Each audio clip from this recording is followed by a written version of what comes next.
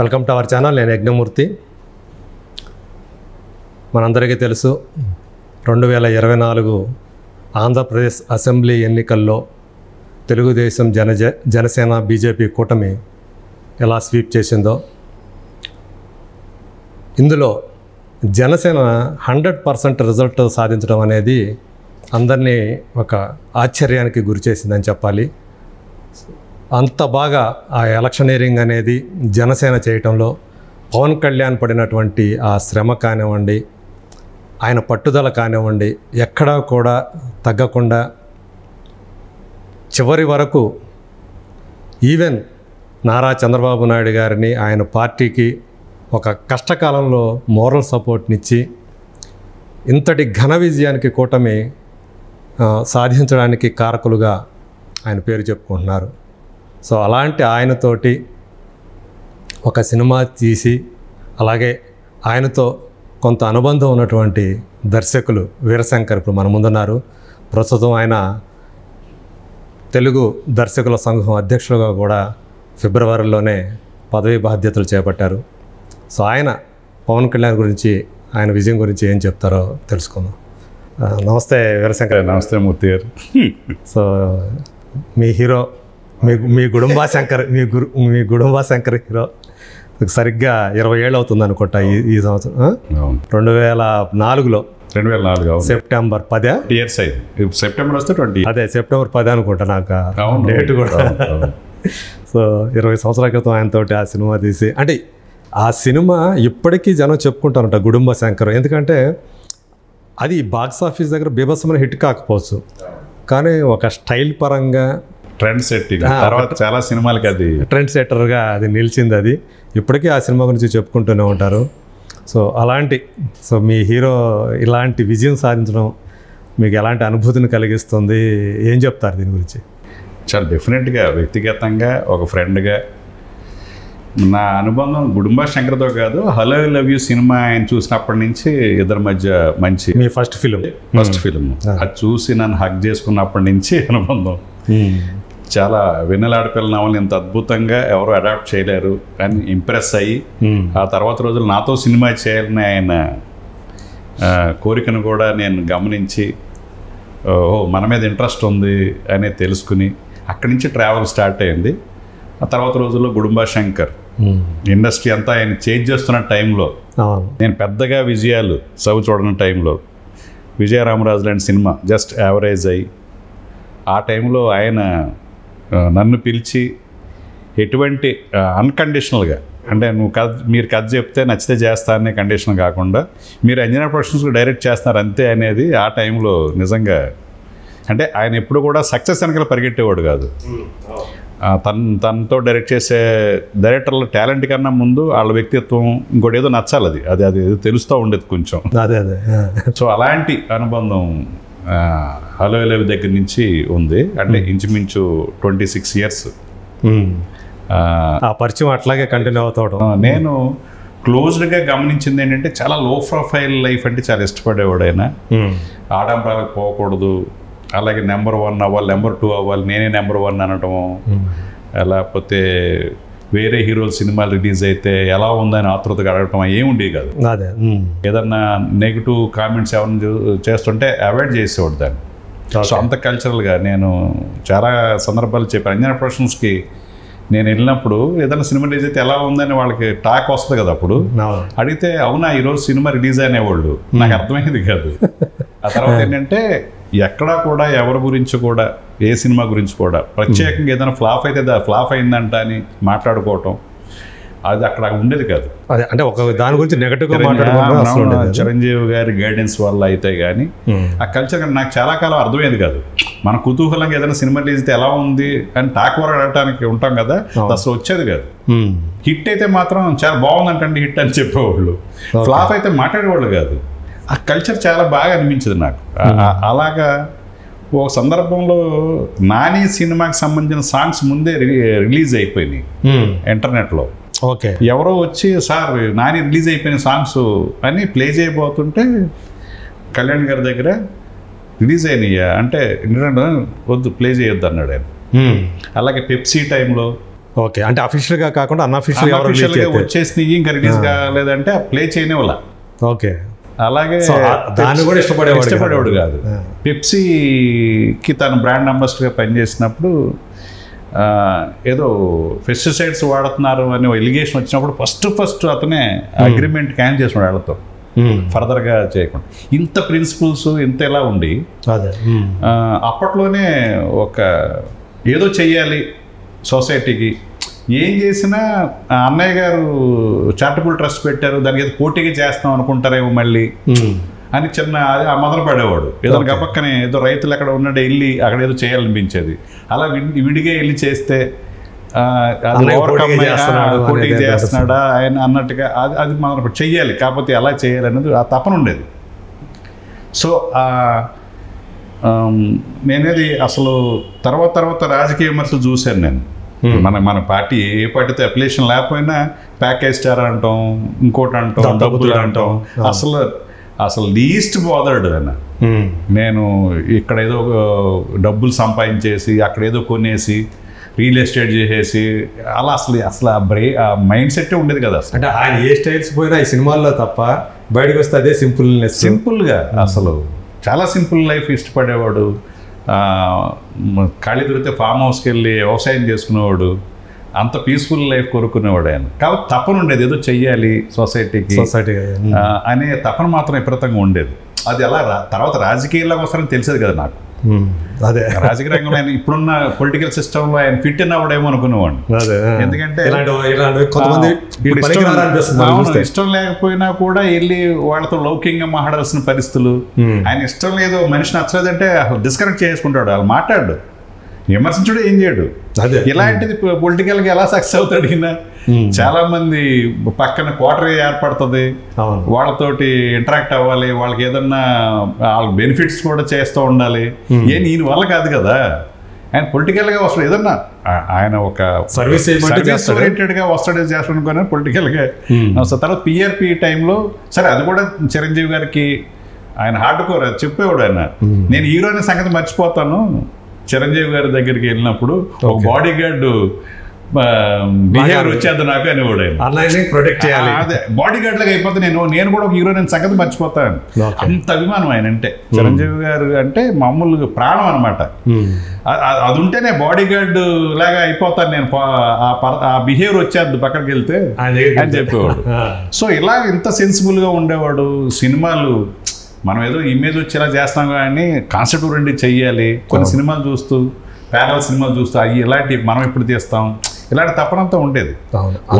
యాక్చువల్గా ఒక టైంలో ఖుషి ఆ టైం తర్వాత నెంబర్ 1 పొజిషన్కి ఇంకా వచ్చేసాడు అనుకున్న టైంలో తను డైరెక్టర్ అయ్యి జానీ సినిమా చేసి మళ్ళీ డౌన్ఫాల్ అయినప్పుడు కూడా ఆయన అసలు దాని గురించి ఏమీ పట్టించుకోలేదు.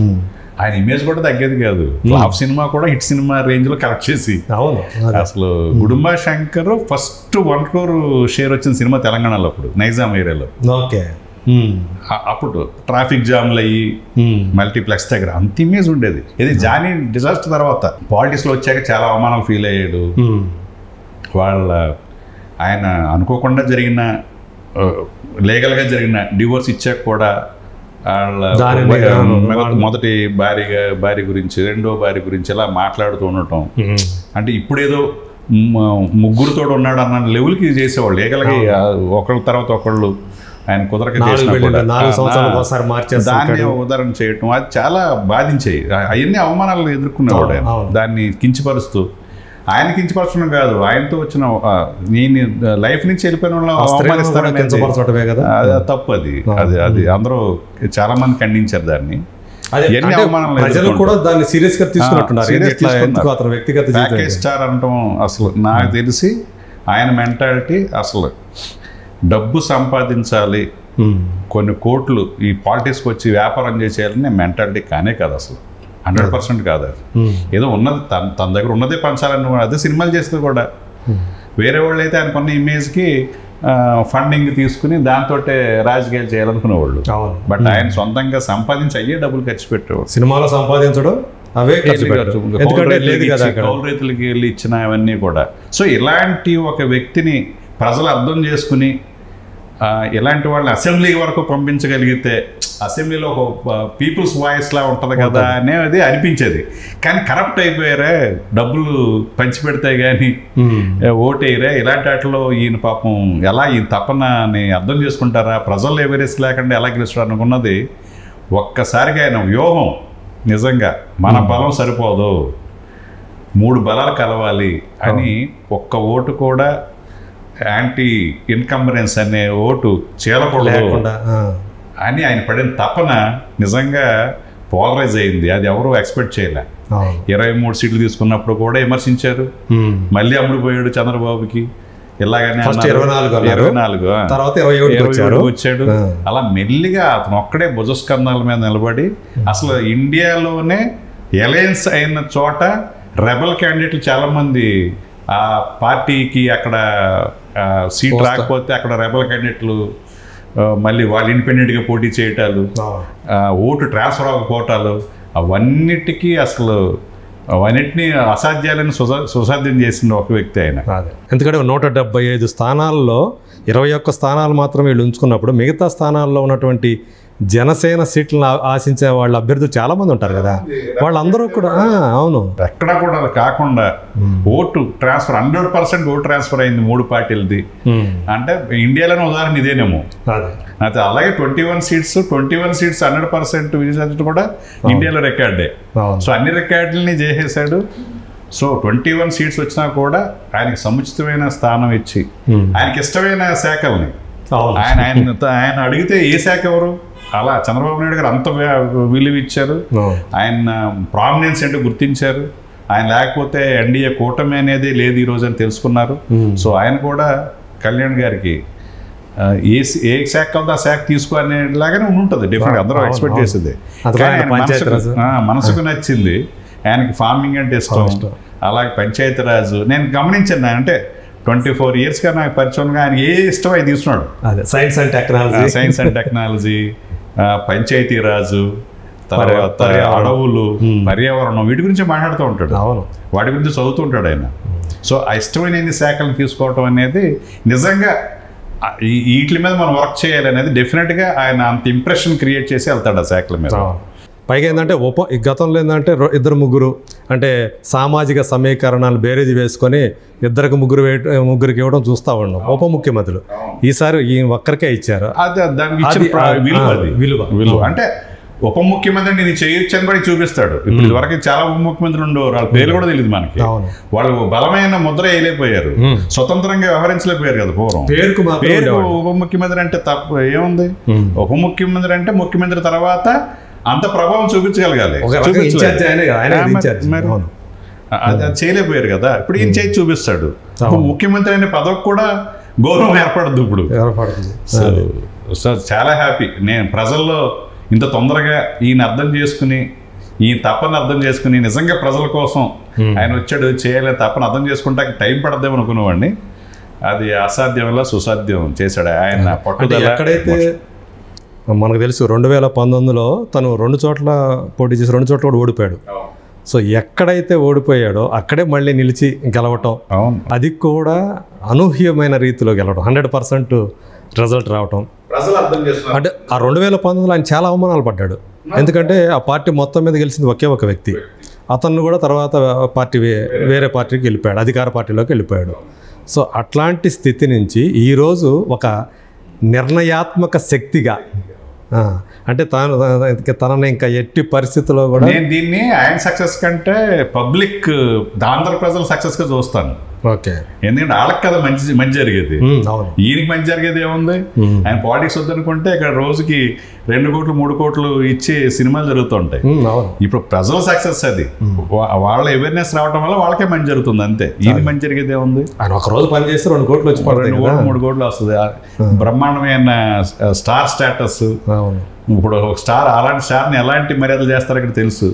అన్నీ వదులుకుని వెళ్ళి అంత కష్టపడి చేస్తుంటే ప్రజలకు సో మంచి జరుగుతుంది. ఇది ఆయనకి కాకుండా. సో అంటే ఆయన ఏదైతే అనుకున్నాడో ఇప్పుడు ఆయన అవన్నీ చేసి చూపిస్తాడు.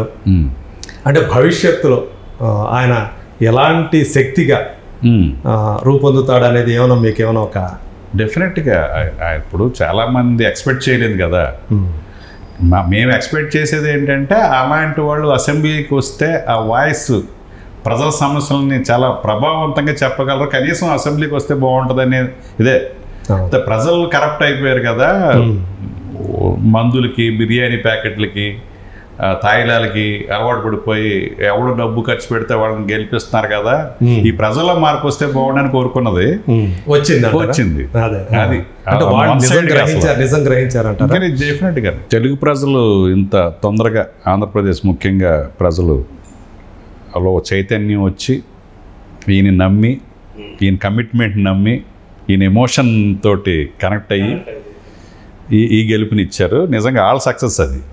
వాళ్ళకి ఎవరు వస్తే మంచి జరుగుతుంది అంటే ప్రొడక్టివిటీ కూడా ఉండాలి కదా. అన్నీ వెల్ఫేర్ తోటే స్టేట్ డెవలప్ అవ్వదు, వెల్ఫేర్తో సమానంగా ఉత్పత్తి కావాలి, యూత్కి ఉద్యోగ అవకాశాలు కావాలి. అక్కడ ఉపాధి అవకాశాలు ఉంటే వాళ్ళు మళ్ళీ ఇంకో చోటకి వెళ్ళాల్సిన పని రాదు కదా. ఇప్పుడు దాకా అంతా జరుగుతూ వచ్చింది అంతే కదా. ఇప్పుడు ఈ 10 ఏళ్ల కాలంలో క్యాపిటల్ ఒకటి బాగా మైనస్ అయింది. క్యాపిటల్ ఒకటి అంతగతం చంద్రబాబు గారు ఉండగా కొంచెం ఇగ్నోర్ చేయబడింది. 5 సంవత్సరాలు చేయాల్సినవి చేసుంటే అవి కొంచెం రాంగ్ కమ్యూనికేషన్ అయింది. టెంపరీ బిల్డింగ్స్ అంటాం, బిల్డింగ్ పర్మనెంటే. అదే అక్కడ జరిగే అసెంబ్లీ ఇంకొక అద్భుతం ఏం చేసి తర్వాత మారుతుంది అని చెప్పడం బాగుండేది. అంటే ఒకవేళ 2019లో కూడా టీడీపీ కమ్యూనికేట్ చేయడంలో ఫెయిల్ అయ్యారండి. బిల్డింగ్ లో వేరే జరుగుతుంది, నెక్స్ట్ ఇంకోటి వస్తుంది, ఇంతకన్నా అద్భుతమైనది కోర్టు వస్తుంది, హైకోర్టు వస్తుంది, అద్భుతమైన అసెంబ్లీ ఇంకోటి వస్తుంది, ఈ బిల్డింగ్ లో వేరే వస్తాయి వేరే అని చెప్పడంలో ఫెయిల్ అయ్యారు. అది టెంపరీ బిల్డింగ్సా 5 సంవత్సరాలు అంటే ఆ టెంపరీ తీసేస్తారేమో అనుకున్న పబ్లిక్. అది కూడా అది ప్రభావవంతంగా చెప్పడంలో ఫెయిల్ అయ్యారు.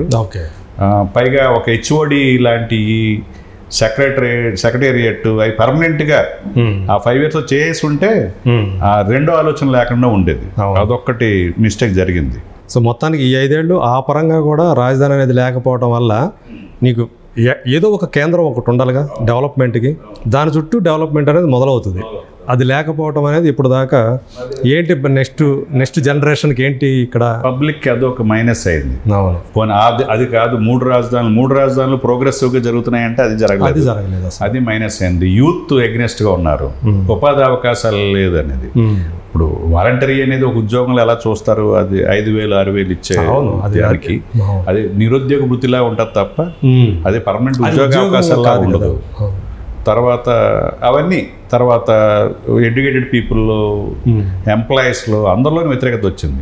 ఏ సెఫాలజిస్ట్ అవసరం లేదు, సెఫాలజిస్ట్ వాళ్ళు వీళ్ళు చెప్పారు కదండి. 10% ఎగ్నెస్ట్ ఓల్డ్ గవర్నమెంట్ అదే పార్టీ మీద, వైఎస్ఆర్సీపీ మీద ఉందని ఎవరికైనా కామన్గా తెలిసిపోతుంది. లాస్ట్ వచ్చి తెలియట్లేదు, టఫ్గా ఉంది ఇలా మాట్లాడేవారు. నాకు ఆశ్చర్యంగా ఉండేది.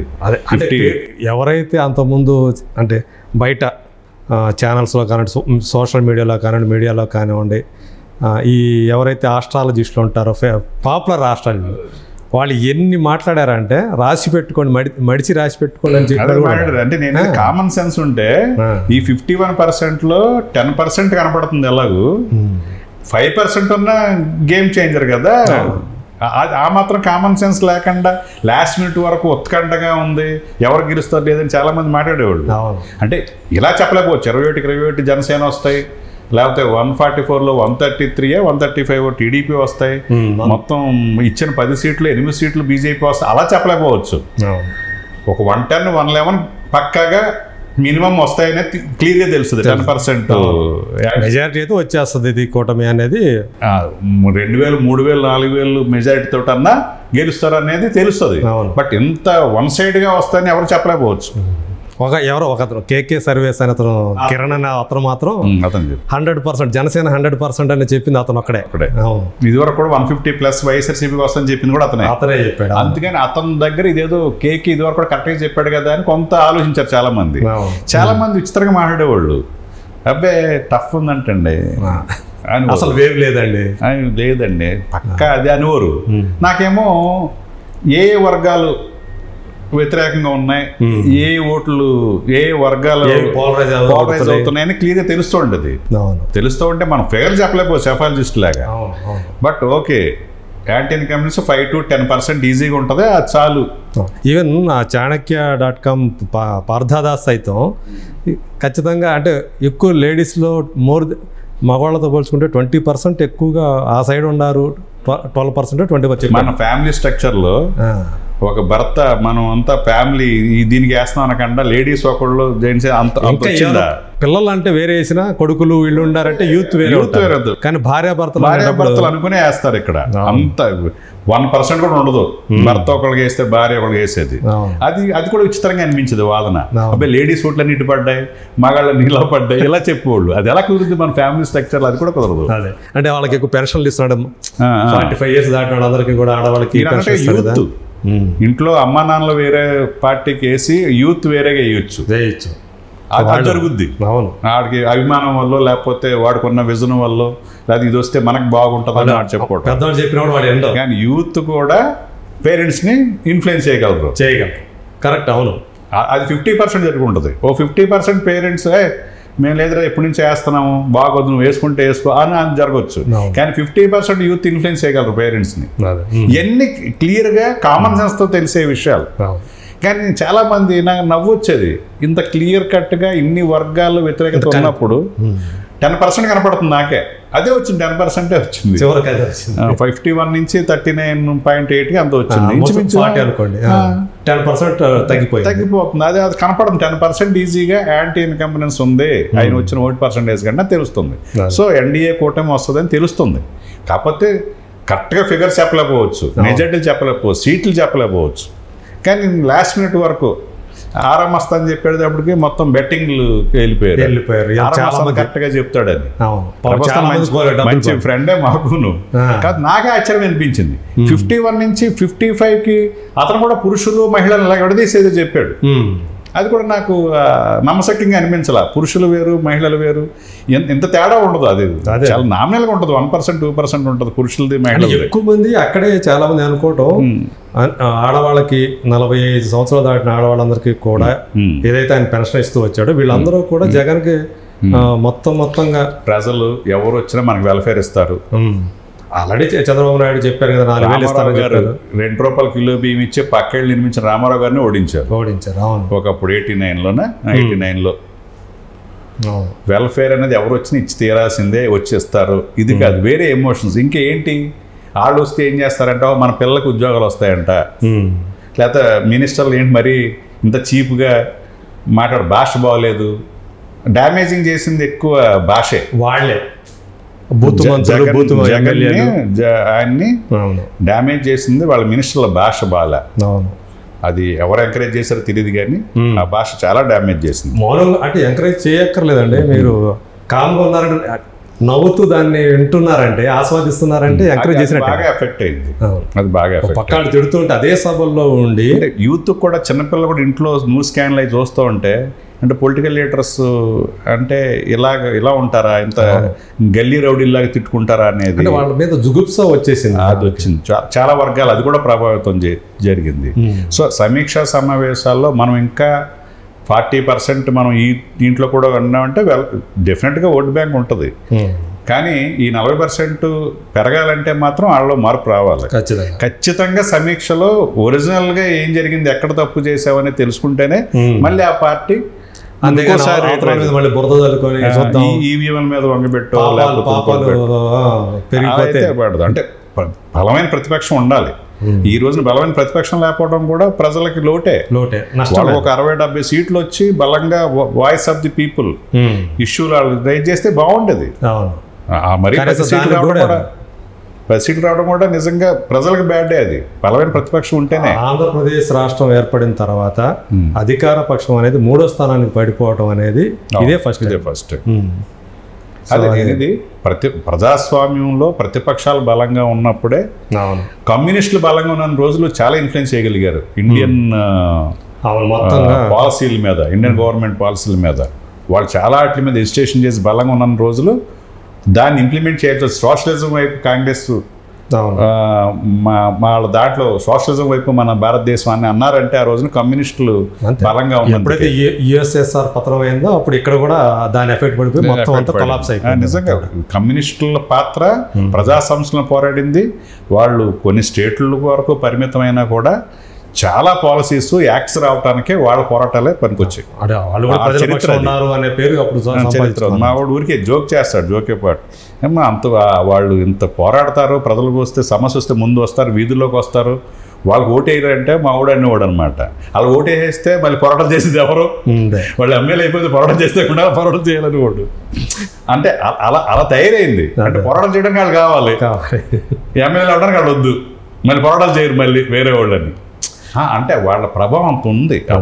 చాలా ఇన్ని డికేట్స్గా కమ్యూనిస్టులు ఏదైతే వాళ్ళు ప్రజా సమస్యల మీద పోరాడారో నిజంగా అంత గట్టిగా పోరాడిన వాళ్ళు వేరే పార్టీలు ఉండవు. అవును, అందుకని వాళ్ళని కమ్యూనిస్ట్ యోధులు అన్నవాళ్ళు. యోధులు నిజంగా వాళ్ళ ప్రభావం వల్లే చాలా యాక్ట్స్ వచ్చినాయి అంటున్నాను. అవును, చాలా యాక్ట్స్ రావటానికి. ఇప్పుడు జనసేన ఒక సీటు లేదు. ఉద్దానం అనేది ఆయన వెళ్ళకపోతే ఉద్దానం సమస్య బయటకు వచ్చేదా? అవును, దాన్ని అసలు పట్టించిన వారా? చూసేవాళ్ళ ఆ ఉద్దానం వాసులందరూ కూడా ఆయన గెలిచినందుకు వాళ్ళు పండుగలు చేసుకున్నారు. ఇప్పటం అనే విలేజ్ లో పండుగలు చేసుకున్నారు, బాధ పెట్టారని టార్గెట్ చేశారు. అంటే రాజకీయంగా వీళ్ళు మన పార్టీ కారణం చేశారని వాళ్ళని ఒక టార్గెట్ చేసి వాళ్ళ మీద కక్షాదింపు చర్యలు చేయటం అనేది కూడా బ్యాడ్ వచ్చింది. రాజశేఖర రెడ్డి గారి దగ్గర ఎవరన్నా శత్రువు వెళ్ళి పని అడిగినా కూడా పని చేసేవాడు ఆయన. ఒక సాయం అడిగితే శత్రువు అటు మనిషి ఆయన లిబరల్ గా ఆయన వెళ్ళి హెల్ప్ ధర్మదర్శనం ఎవరైనా కలవచ్చు, ఎవరన్నా ఈజీ యాక్సెస్ ఆయన కలిసి మాట్లాడితే కష్టాలు చెప్పుకోవడానికి. అది కూడా ఆయన లక్షణాలు కొన్ని ఈయనకు వచ్చినా ఈ రోజున ఈ ఎన్డీఏ గురించి మాట్లాడేవాళ్ళు కాదు. అతనే పర్మనెంట్ గా 2-3 టర్మ్స్ ఉండేవాడు. రాజశేఖర రెడ్డి గారు లేకపోవడం కూడా ఇక్కడ చూసాం కదా. కేసీఆర్ గారు కూడా అదే కదా ప్రాబ్లం అయింది. ఆయన కూడా అందుబాటులో, మినిస్టర్లకి అందుబాటులో ఉండడని, ఎమ్మెల్యేలకు ఉండడని, ప్రజలకి అదే బ్యాడ్ అయింది కదా. ఈ సిటీ వరకు వచ్చేటప్పటికి కేటీఆర్ ప్రభావం ఈ సాఫ్ట్వేర్ పీపుల్ తోటి, ఇండస్ట్రియలిస్టులతోటి, వాళ్ళతోటి ప్రోయాక్టివ్గా ఉండటం వల్ల ఇక్కడ స్వీప్ చేయగలిగారు. సిటీలో తెలిసిపోతుంది ప్రజలకి. అవసరమైతే ఒక నాయకుడు బెడ్రూమ్లో కూడా వెళ్ళే యాక్సెస్ ఉండరండి ప్రజలకి.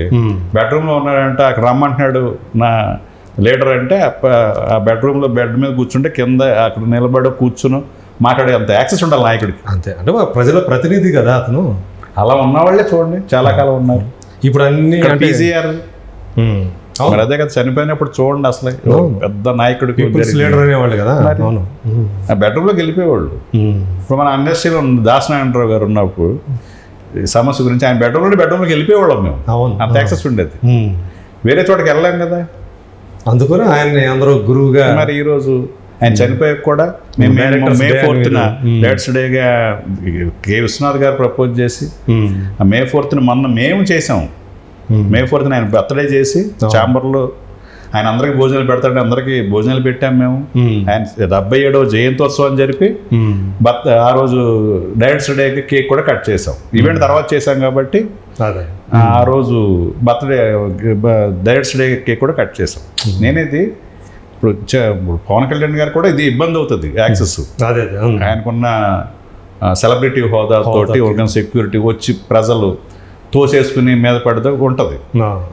ఇప్పుడు అది ఆయన బ్రేక్ చేయాలి. సో ఎవరైనా సరే సమస్య ఉన్నాడు కోటరీ కొందరు ఆయన కలవగలిగే వ్యక్తులు, ఆయనకి మంచి చెప్పే వ్యక్తులు, ఆయన మంచి సలహాలు ఇచ్చే వ్యక్తులను కూడా కోటరీ వల్ల ఆగిపోవచ్చు. సో అవన్నీ ఆయన బ్రేక్ చేసుకుంటే వెళ్ళాలి. సో అలాంటి శాఖలు ఎన్నుకోండి ఆయన రూరల్గా వెళ్ళి యాక్సెస్ చేయడానికి. సో పంచాయతీరాజ్ యాక్ట్ అనేది 93లో వచ్చింది సెంట్రల్ గవర్నమెంట్. స్టేట్ ఆంధ్రప్రదేశ్ స్టేట్కి 94లో యాక్ట్ ఇంప్లిమెంట్ 160 pages ఉంటుంది పంచాయతీరాజ్ యాక్ట్. ఆ యాక్ట్ నిజంగా ఏంటంటే స్థానిక సంస్థలను బలోపేతం చేయడానికి, గ్రామ స్వరాజ్యం అనేది నిజంగా దాని గురించే ఆ పంచాయతీరాజ్ యాక్ట్. పంచాయతీరాజ్ వచ్చే నిధుల్ని మళ్లించడాలు, నిజంగా పంచాయతీరాజ్ యాక్ట్ని ఇంప్లిమెంట్ చేస్తే కళ్యాణ్ గారు చరిత్రలో నిలబడిపోతాడు ఇండియాలోనే. అన్ని స్థానిక సంస్థలకు అన్ని పవర్స్ ఉన్నాయి నిజంగా చేయగలిగితే. అయిపోయింది.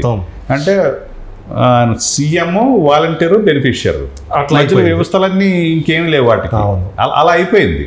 సో మళ్ళీ ఆయన ఇష్టమైన సర్పంచ్లు అనేవాళ్ళు ఉత్సవ విగ్రహాల్లాగా అయిపోయారు. పంచాయతీరాజ్ యాక్ట్ని బాగా ఆయన స్టడీ చేసి ఉంటారు. ఎందుకంటే డెఫినెట్గా నేను పర్సనల్గా ఆయన కోరుకునేది పంచాయతీరాజ్ యాక్ట్ ఏదైతే ఉందో 94లో వచ్చిందో దాన్ని ఇంప్లిమెంట్ చేస్తే స్థానిక సంస్థలన్నీ చాలా బలోపేతం అవుతాయి. ప్రతి దాని మీద ఇప్పుడు ఒక పంచాయతీలో ఒక లైట్ వెళ్ళకపోయినా ఈ ముఖ్యమంత్రి పరిపాలన బాగాలేదంటే ఆ ముఖ్యమంత్రి సంబంధం ఆ పంచాయతీ వార్డు మెంబర్ది అది. అవును. ఆ రోడ్డు బాగపోతే ఆ వార్డులో రోడ్డు పోతే వార్డు మెంబరే, సర్పంచ్ కూడా కాదు. అవును. ఊరు మొత్తం బాగలేదని సర్పంచ్. అవును, అంతే కదా. ఇప్పుడు వీళ్ళు కూడా తయారయ్యారంటే ప్రతిదీ ముఖ్యమంత్రి బెనిఫిషియర్ లాగా మిగతా మంత్రిత్వ శాఖలకి ఎక్కువ ప్రాధాన్యత ఇవ్వకుండా ఒక ఇంటరాక్షన్ ఏంటంటే సీఎం వర్సెస్ పీపుల్ లాగా అయిపోయారు. అలా చేశారు. అది బ్రేక్ చేయాలి. ఆ సెంట్రలైజేషన్ అనేది ఒక చోట ఉండదు. స్థానిక సంస్థలు అనేది అదే కదా, డీసెంట్రలైజ్ చేసి ప్రతి గ్రామానికి ఒక రిసోర్సెస్ ఉంటాయి. ఆ ప్రతి గ్రామం కూడా స్వయం ప్రతిపత్తి ఎదిగేలా చేయాలి. ఎలా చేయాలంటే ఒక గ్రామంలో ఒక 300-400 ఇళ్ళు ఉన్నాయనుకోండి, 300-400 ఇళ్ళకి సంబంధించిన ఒక టాయిలెట్ సోప్ అక్కడ తయారవ్వాలి. అందులో శిక్షణ ఇచ్చి తయారవ్వాలి. షాంపూలు తయారవ్వాలి. అది ఆ ఊరికి ఒక సోలార్ ప్లాంట్ ఉండాలి. అంటే ఆ ఊరు సర్వస్వతంత్రంగా సెల్ఫ్ సస్టైన్ అవ్వాలా. ఇది అదే గ్రామ స్వరాజ్యం. గాంధీ గారు కోరుకున్నది ఏదో గ్రామ స్వరాజ్యం అంటే అదే. గ్రామం ఏదో ఎమర్జెన్సీ సర్వీసెస్, ఒక పోలీస్ ఫోర్స్ మీద, ఒక అడ్మినిస్ట్రేటివ్ పవర్స్ మీద, వాటి మీద వేరే చోటకి వెళ్ళాలి తప్ప ఆ ఊర్లో ఆఖరికి బ్యాటరీ వెహికల్స్ బ్యాటరీ కూడా ఉండాలి. ఆ సోలార్ పవర్ నుంచి తయారవ్వాలి. వాళ్ళకి కావాల్సిన అన్ని అక్కడ తయారవ్వాలి.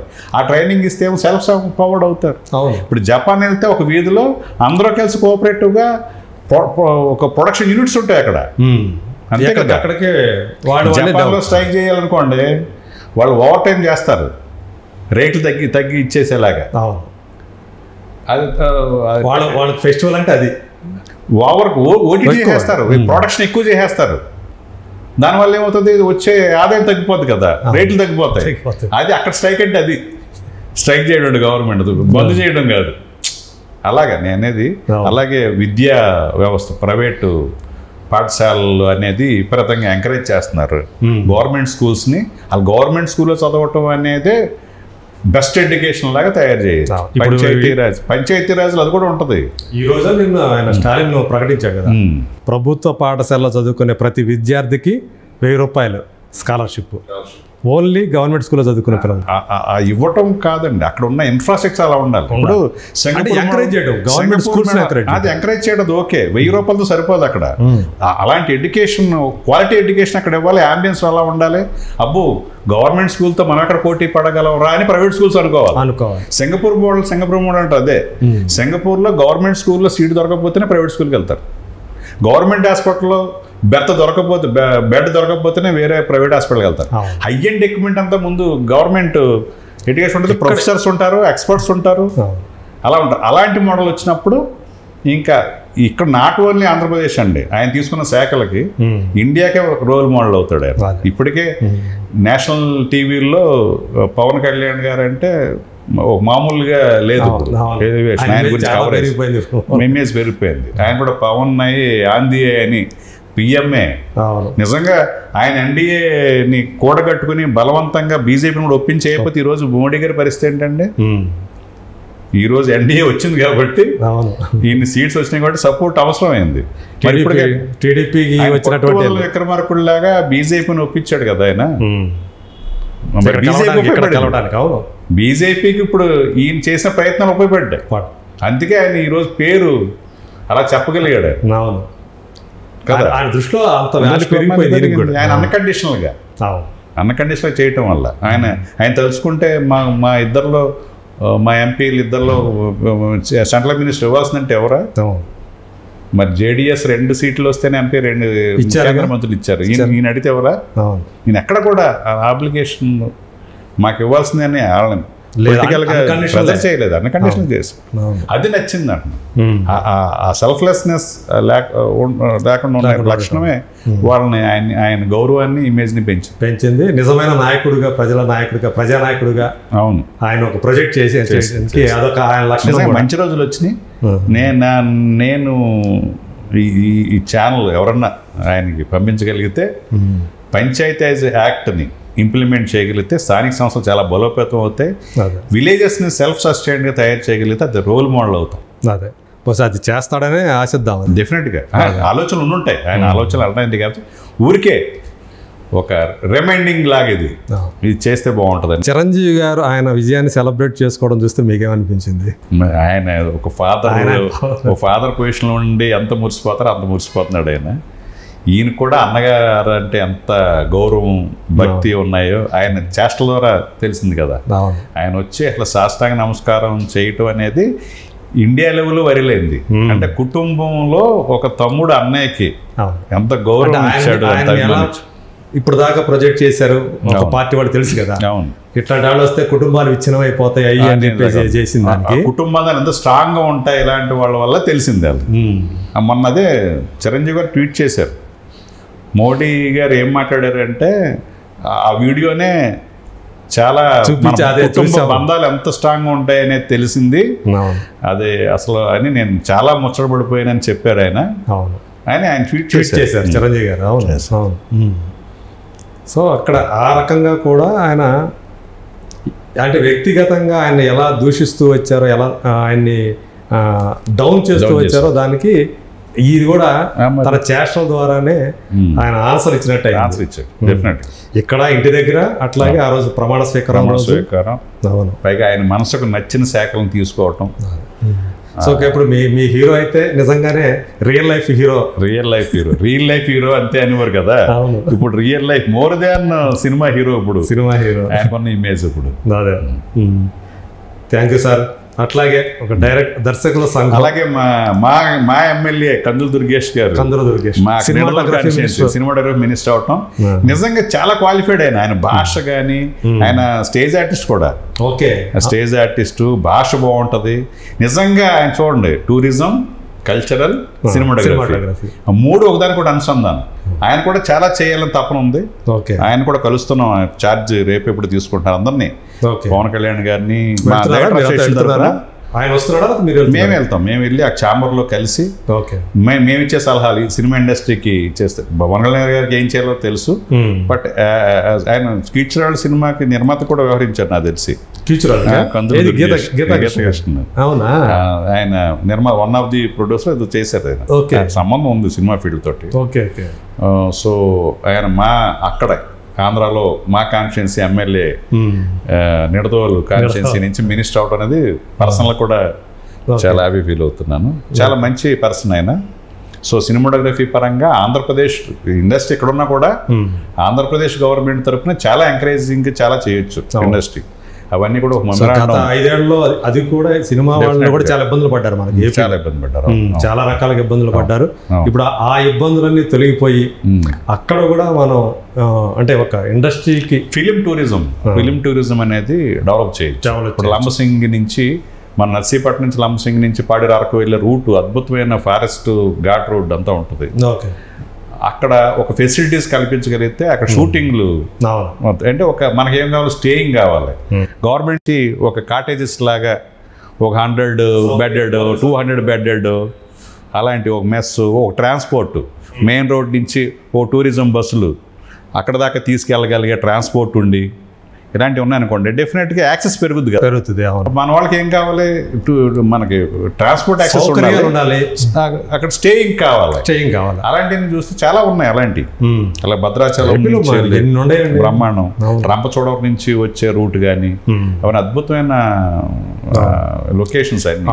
యాక్సెస్ లేక, ట్రాన్స్పోర్ట్ యాక్సెస్ లేక అలాంటి చోట మనకున్న టైం కన్సిస్టెన్సీ, ఒక ఆర్టిస్ట్ అక్కడ రావాలంటే ఒక 2 కాల్ షీట్స్ వెళ్ళిపోయాను వాళ్ళకి ట్రావెలింగ్కి వచ్చి అక్కడి నుంచి లోపలికి రావడానికి. అవన్నీ ఇబ్బందులన్నీ మన వాళ్ళు ఎక్కువగా లోపలికి వెళ్ళలేకపోతున్నారు. సో అవన్నీ యాక్సెస్ కానీ పెరగగలిగితే film tourism film tourism. Film ఇక్కడ తీసారంటే టూరిజం కూడా పెరుగుతుంది. ఉదాహరణ చెప్తాను, కర్ణాటకలో పుట్టన్ కనకాల ఒక గ్రేట్ లెజెండరీ డైరెక్టర్ ఆయన. చిత్రదుర్గకి బిఫోర్ నాగరహావ్ సినిమా పెద్ద ఫుట్ఫాల్ ఉండేది కదా అసలు.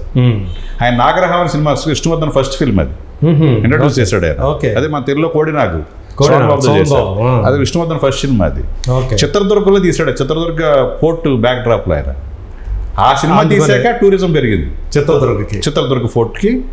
బిఫోర్ నాగర్హావు ఆఫ్టర్ నాగర్హావు ఫుట్ఫాల్ 400-500 పెరిగింది. ఇప్పుడు యాదాద్రి అంతగతం ఫుట్ఫాల్ ఎలా ఉండేది, దాన్ని రెనోవేట్ చేశాక ఎంత పెరిగింది. అలాగా ఆయన ఎక్కడైతే కొత్త లొకేషన్లు చేశాడో అవన్నీ ఆయన షూటింగ్ చేసిన తర్వాత టూరిజం పెరిగింది. So tourism, film shooting, film tourism లాంటి పేరు పెట్టుకుని అక్కడ ఫెసిలిటీస్ ఎక్స్పోజ్ అయితే అవన్నీ సినిమాల పరంగా ఆటోమేటిక్ టూరిజం పెరుగుతుంది, ఇన్కమ్ కూడా పెరుగుతుంది. సో పెరుగుతుంది. అదే ఇలాంటి కొన్ని మనకున్న ఎక్స్పీరియన్స్ చేసినవి మనం సినిమా ఇండస్ట్రీకి ఏం కావాలో మా డైరెక్టర్ అసోసియేషన్ తరఫున కూడా ఒక మెమొరాండం తోటి వెళ్దామని వాళ్ళు ఛార్జ్ తీసుకున్నాక ఆగుతున్నాం. ఛార్జ్ తీసుకున్నాక ఒకసారి అపాయింట్మెంట్ తీసుకుని ముగ్గురిని, చంద్రబాబు నాయుడు గారిని, పవన్ కళ్యాణ్ గారిని, సినిమాటోగ్రఫీ కొందల దుర్గేష్ గారిని ముగ్గురిని కలవాలనేది మేము ఆల్రెడీ ప్లాన్ ఆఫ్ యాక్షన్లో ఉంది. ఓకే. సో ఇప్పుడు మీరు ఫిబ్రవరిలో తీసుకున్నారు, ఛార్జ్ తీసుకున్నారు. ఏంటి మీ ముందు ఏమి పెట్టుకున్నారు, లక్ష్యాలు ఏమి పెట్టుకున్నారు? సార్ ఫిబ్రవరిలో తీసుకుని ఇప్పుడు ఇది 4వ నెల. అంతక్రితం 2 కమిటీలు ఉన్నప్పుడు 3 నెలల్లో ఈ అసోసియేషన్కి వచ్చింది 2,50,000, 30,000 సబ్స్క్రిప్షన్ పరంగా అయితేనేమి, వెల్ఫేర్ ఫండ్ అయితేనేమి. అంతే. మేము ఈ 3 నెలల్లో 2,05,00,000 తీసుకొచ్చాం. సో ఏది మొన్న పెట్టిన ఈవెంట్ ద్వారా కానీ మా డైరెక్టర్స్ని మోటివేట్ చేయడం. చాలా కాలంగా డైరెక్టర్లు అయ్యి కూడా డైరెక్టర్ అసోసియేషన్ మెంబర్స్ కాని వాళ్ళే ఇంచుమించు 35 మంది 40 మంది డైరెక్టర్లు జాయిన్ అయ్యారు. 35 అదే 40 lakhs వస్తాయి, 1 lakh ఇప్పుడు మీరు జాయిన్ వచ్చాక. ఓకే. అలాగే మిడ్ డే మీల్ చాలా మంది ఇప్పుడు మీ అసోసియేషన్లో 1800 అంతగతం ఉన్నది. ఇప్పుడు 1860 మెంబర్స్ దాకా 1900 దాకా ఉంటారు. ఓకే. ఇప్పుడు ఎందుకంటే అసిస్టెంట్ డైరెక్టర్లు కూడా జాయిన్ అయ్యారు మేము వచ్చాక. అదే ఒక 60 లక్షలు 70 లక్షలు అదే వచ్చింది మాకు. 40 లక్షలు డైరెక్టర్లు వచ్చింది, సభ్యత్వ రుసుమే వచ్చింది. నేను 2014లో నేను ప్రెసిడెంట్గా ఉన్నప్పుడు 42 lakhs ఉండేది. ఓకే. అదే ఫండ్ అంటే సబ్స్క్రిప్షన్ ద్వారా వచ్చినాయి. వెల్ఫేర్ అంటే ఏం లేదు, సినిమా చేస్తే 5,000 ఇవ్వాలి డైరెక్టర్, అదే వెల్ఫేర్ ఉపయోగపడేది. అదే మెడికల్గా ఇన్సూరెన్స్, ఎవరైనా చనిపోతే వాళ్ళకి 1,50,000 వాళ్ళ ఫ్యామిలీకి ఇవ్వడం కానీ ఇలాంటివి చేయడానికి వాటి నుంచి చేసేవాళ్ళు. ఆఫీసు రన్ చేయడం కానీ అన్ని ఖర్చులు కానీ. నేను 2017లో ఎగ్జిట్ అయ్యే టైంకి 2,05,00,000 చేసి దిగా. నేను ఎవరిని చారిటీ అడగల, వెల్ఫేర్ ఫండ్ వసూలు చేశాను. కొత్తగా ఎవరైనా డైరెక్టర్లు అయితే వాళ్ళని చేర్పించేవాళ్ళని ఫోన్ చేసి. ఓకే. నేను మొన్న మేము వచ్చినప్పుడు చూస్తే 1,90,00,000 ఉంది అంతే. నేను దిగినప్పుడు 2,05,00,000 అంటే తగ్గిపోయింది అన్నమాట. తగ్గిపోయింది. నేను 4 కోట్లు 4 crores 5 crores ఉంటుంది అనుకునేవాడిని. సో మేము వచ్చాక మన సక్సెస్ బ్లాక్ బస్ట్ ఇచ్చిన డైరెక్టర్లు వైస్ ప్రెసిడెంట్గా రావటం, వాళ్ళ సక్సెస్తో పాటు అసోసియేషన్లో ఏదో చేయాలని ఆ తపన ఉంది. సాయి రాజేష్ కానీ, వశిష్ఠ కానీ, బింబిసార తీసిన వశిష్ఠ కానీ, అలాగే శ్రీరామాదిత్య, శైలేష్ కొల్లాని కొత్త డైరెక్టర్లు, అప్కమింగ్ డైరెక్టర్లు వాళ్ళు రావటం కానీ, ఒక కొత్త రక్తం అసోసియేషన్కి వచ్చి వాళ్ళ ఇన్ఫ్లుయెన్స్, వాళ్ళకున్న హీరోలతో ఉన్న ఇంటరాక్షన్ కానీ, రన్నింగ్ డైరెక్టర్లుగా వాళ్ళ వల్ల చాలా హెల్ప్ అయింది. ఓకే. నాకున్న పరిచయాలు వాళ్ళు రావటం వల్ల చాలా హెల్ప్ అయింది. ఎన్ని ధైర్యంగా చేయగలుగుతాం. మిడ్ డే మీల్ స్టార్ట్ చేసాం. మన ఎవరికి పెడతారు మిడ్ డే మీల్ అంటే ఎవరైతే ఫుడ్ కూడా ఇబ్బంది పడుతున్నారో వర్క్ లేక వాళ్ళు మా ఐడి కార్డు తీసుకెళ్లి 3 మెస్లు మాట్లాడాం. ఆ 3 మెస్లో 3 ఏరియాల్లో డైరెక్టర్స్ కానీ అసిస్టెంట్ డైరెక్టర్స్ కానీ, మన డైరెక్టర్ అసోసియేషన్ అనేది assistant directors, associate directors, co directors 4 వింగులు కలిపే మన డైరెక్టర్ అసోసియేషన్. అంటే వీళ్ళ దగ్గర కార్డు ఉన్న వాళ్ళు ఎవరైనా సరే వెళ్ళి ఉంది. ఫుడ్ కూడా లేవు, డబ్బులు, పని లేదు అంటే అందరికి రావు కదా. 1800 మందికి పని ఉండదు. కొంతమంది వాళ్ళు ఆ మెస్కి వెళ్ళి కార్డు చూపించి వాడు ఒక పిక్ తీసుకుని ఆ మెస్ అతను మన గ్రూప్ ఉంది, మిడ్ డే మీల్ గ్రూప్. మళ్ళీ ఎవరు వెళ్ళి తింటున్నారని తెలియదు మాకు, రికార్డుకే అది. మళ్ళీ వాటిని సోషల్ మీడియాలో పెట్టి ఇదిగో ఈ మెంబర్స్కి మేము ఫుడ్ పెట్టామని గౌరవం తీయకుండా మా రికార్డు కోసం ఓన్లీ అసోసియేషన్లో రికార్డు కోసం అది ఉంటుంది. అదే అలా చేస్తాం. ఇప్పుడు చాలామంది ఒక 20-25 మంది రోజుకి ఇబ్బంది పడేవాళ్ళు వెళ్ళి తింటున్నారు. ఎవరు బయట ప్రపంచానికి తెలియదు. మా మెంబర్స్ గౌరవాన్ని మేము ఎందుకు బయట ప్రపంచానికి చెబుతాం? సో వాళ్ళు ఇన్హిబిషన్స్ లేకుండా వెళ్ళి ఇబ్బంది ఉంటే తింటున్నారు. ఓకే. సో అది చేశారు. ఎక్కడ అది ఏ ఇండస్ట్రీలో లేదు. ఇది ఫస్ట్ టైం. ఇది కూడా ఇన్స్పిరేషన్ ఏంటంటే కరోనా టైంలో చిరంజీవి గారు CCC పెట్టి చీఫ్ మినిస్టర్ ఫండ్కి అది ఇవ్వటం కాదు, మనోళ్ళు పని లేకపోతే చాలా ఇబ్బంది పడుతున్నారు గ్రాసరీస్ ఆయన ఇనిషియేట్ చేసి గ్రాసరీస్ ఇవ్వడం మొదలుపెట్టారు. చాలా మంది లైన్లో ఉండి ఆ లైన్లో ఉండుంటే మా వాళ్ళు వీడియోలు తీసి ముందు అది చేస్తుంటే చాలామంది బాధపడి నాకు ఫోన్ చేసేవారు. ఇలా గ్రాసరీ తీసుకొస్తుంటే మీడియా పిలిచి వీడియో కవరేజ్ చేసి పెడుతున్నారండి, చాలా ఇదిగా ఉంది అని తిట్టేవాడు. నేను ఫోన్ చేసి తిట్టేవాడిని, ఎందుకు అలా చేస్తున్నారు, మన వాళ్ళు ఫీల్ అవుతున్నారని. అంతే కదా. ఇప్పుడు బయట ప్రపంచానికి మన వాళ్ళని ఎక్స్పోజ్ చేయాల్సిన పని లేదు కదా. మన ఫ్యామిలీ ఇబ్బంది పడుతున్నాం. CCC అనేది ఈ పని చేస్తుందని చెప్తే తెలుసు చాలు. ఇలా చేసి చాలా మంది బాధపడేవాళ్ళు. నేను తిట్టేవాడిని ఫోన్ చేసి. నేను కొంచెం ప్రోయాక్టివ్గా రెస్పాండ్ అవుతానని నాకు ఫోన్ చేస్తూ ఉండేవాళ్ళు. నేను అలా తప్పు అలా చేయకండి మీరని ఆ కమిటీకి ఫోన్ చేయడం ఉంటారు కదా, తప్పు అది ఎక్స్పోజ్ చేయకండి, అలా మీడియాలో ఎందుకు చూపిస్తున్నారు. అందుకే మన ఎలక్షన్లు కూడా చాలా ప్రెస్టీజియస్గా జరుగుతాయి. ఎక్కడ కూడా మేము మీడియాకి రాము. రాకూడదు అనేది మేము 4-5 ఉన్నాం స్ట్రాంగ్, ఎవరు వెళ్ళకూడదు అనేది. ఎందుకంటే ఇప్పుడు 2 రాష్ట్రాల ప్రజలకు సంబంధించింది కాదు ఇది, 1800 మంది వెల్ఫేర్ సంబంధించింది. ఇది మా అసోసియేషన్ లాగా మేము కూడా అలర్ చేసుకుని మీడియాలకు ఎక్కి ఒకడొకడు తిట్టుకుని మన పరువు మనమే తీయటం అది కరెక్ట్ కాదు కదా. ప్రజల సమస్య అయితే అప్పుడు మీడియాకి వచ్చి మాట్లాడచ్చు. ప్రజల సమస్య కాదు కదా. మా 1800 మంది ఫ్యామిలీకి సంబంధించిన స్టేట్మెంట్ ఇచ్చారు మాలా డెఫినెట్గా. మా వాళ్ళు ఇప్పటికీ నేను డెఫినెట్గా విమర్శిస్తాను. వాళ్ళే పరువు తీసుకున్నారు మీడియాలకు ఎక్కి. ఎవరికండి ఉపయోగం? మీకు 900 మంది సభ్యుల కోసం మీరు ఒక క్లోజ్డ్ రూమ్లో చేసుకోవాల్సిన దాన్ని మాట్లాడుకోవాల్సిన దాన్ని మాట్లాడితే నేను నిలబడతాను కూడా ప్రెస్ మీట్ పెట్టడం ఎందుకు? ఎంత లచ్చ రోజు అయితే ఎలక్షన్ డే అయితే అక్కడ ఏదో మాకు ఫోన్ చేసేవాడు భీమవరం నుంచి ఒక అతను, మీరు ఎవరికి వేస్తున్నారు సార్ ఓటు అన్నాడు. నేనేంటి అన్నాను నేను. అంటే మా స్టేషన్లో మీరు మెంబర్ కాదన్నాడు. మా స్టేషన్లో నేను అలాగే మెంబర్ ఉంటాను, రైటర్ కదా. ఓ ఇండస్ట్రీ మొత్తానికి మా స్టేషన్లో మెంబర్షిప్ ఉండదు అన్నాడు. అంటే వీళ్ళు చేసిన రచ్చకి మొత్తం ఇండస్ట్రీ అంతా కలిపి మా అనే అసోసియేషను సుప్రీం బాడీ ఏమో అన్నాడు. పైగా అడిగింది ఎవడు? జర్నలిస్ట్. పైగా ఒక జర్నలిస్ట్ అడిగాడండి, మీరు జర్నలిస్టే కదా,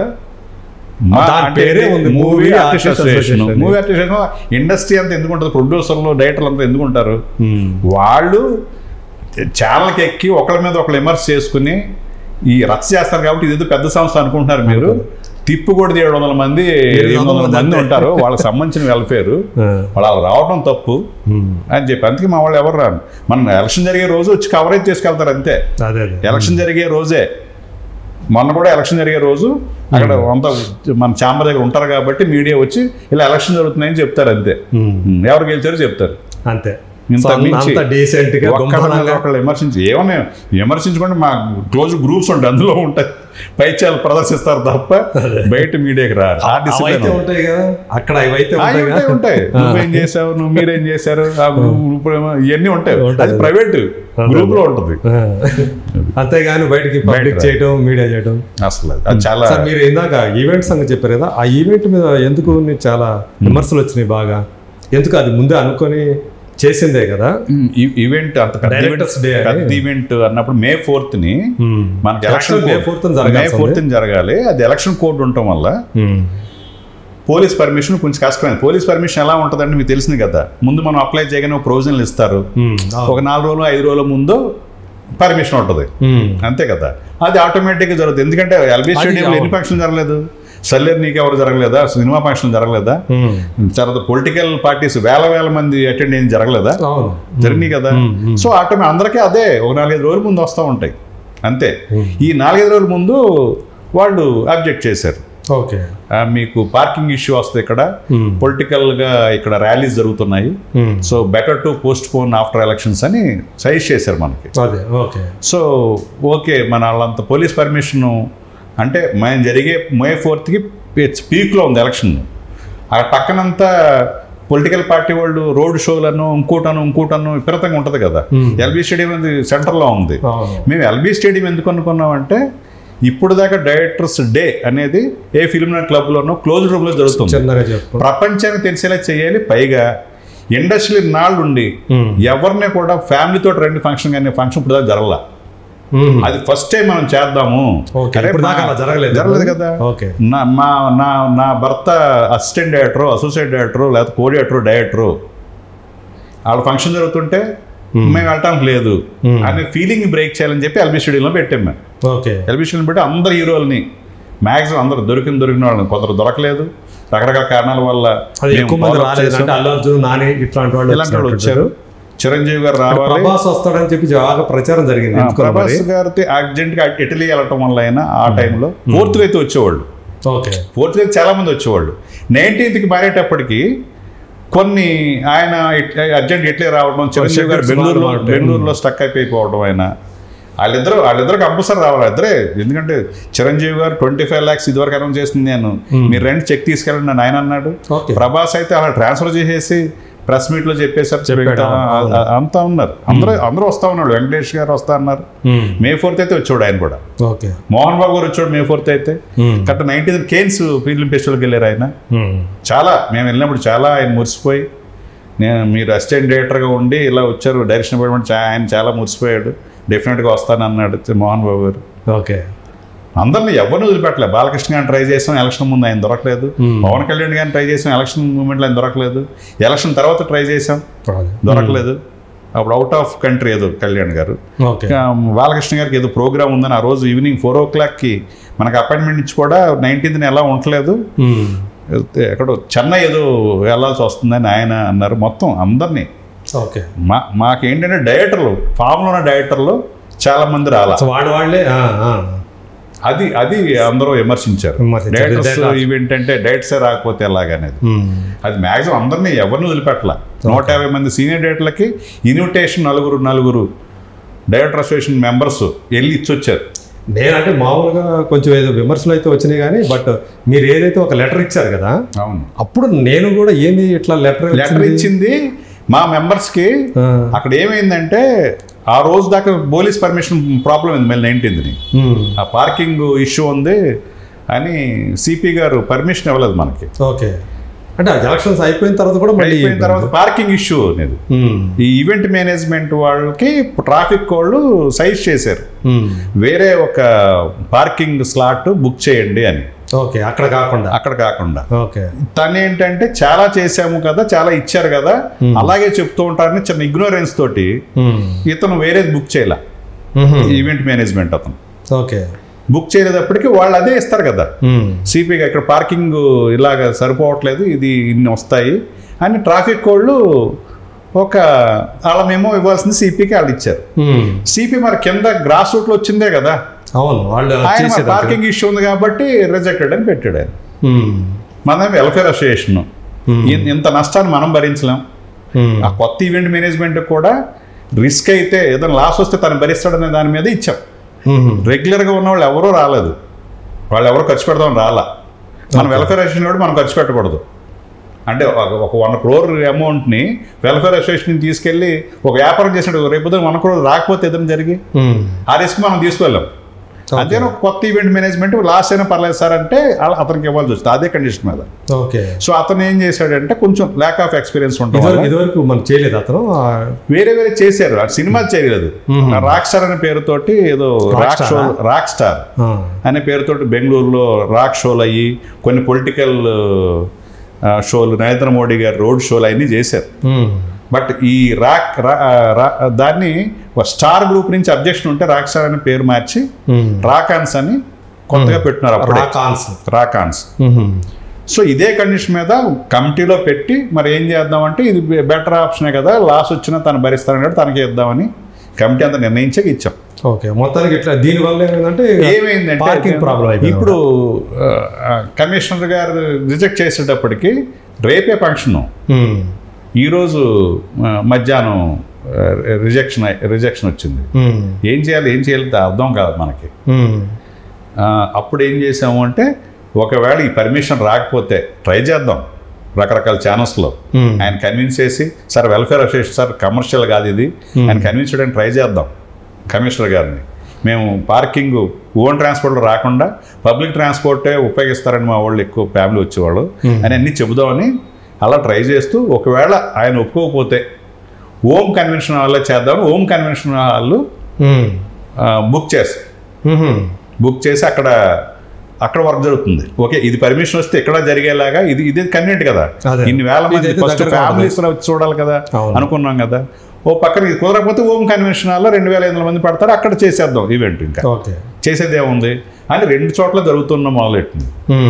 మేము మార్నింగ్ రేవంత్ రెడ్డి గారి ఇంటికి వెళ్ళి ఇంకా ఆయనతోటి సార్ ఇలాగ వెల్ఫేర్ అసోసియేషన్ అంటే ఆయన పాపం ఇమ్మీడియట్గా శ్రీనివాస్ రెడ్డి గారికి చెప్పడం, ఆయన కూడా అర్థం చేసుకుని ఇది కమర్షియల్ కాదు నాన్ కమర్షియల్ ఆర్గనైజేషన్ అని ఆయన కూడా అర్థం చేసుకుని ఇమ్మీడియట్గా ఆయన కూడా సరే అయితే ఇంకొక గ్రౌండ్ బుక్ చేసుకోండి అంటే ఎగ్జిబిషన్ గ్రౌండ్ బుక్ చేసి పార్కింగ్కి ఇదే విషయం ట్రాఫిక్ వాళ్ళు చెప్పారు.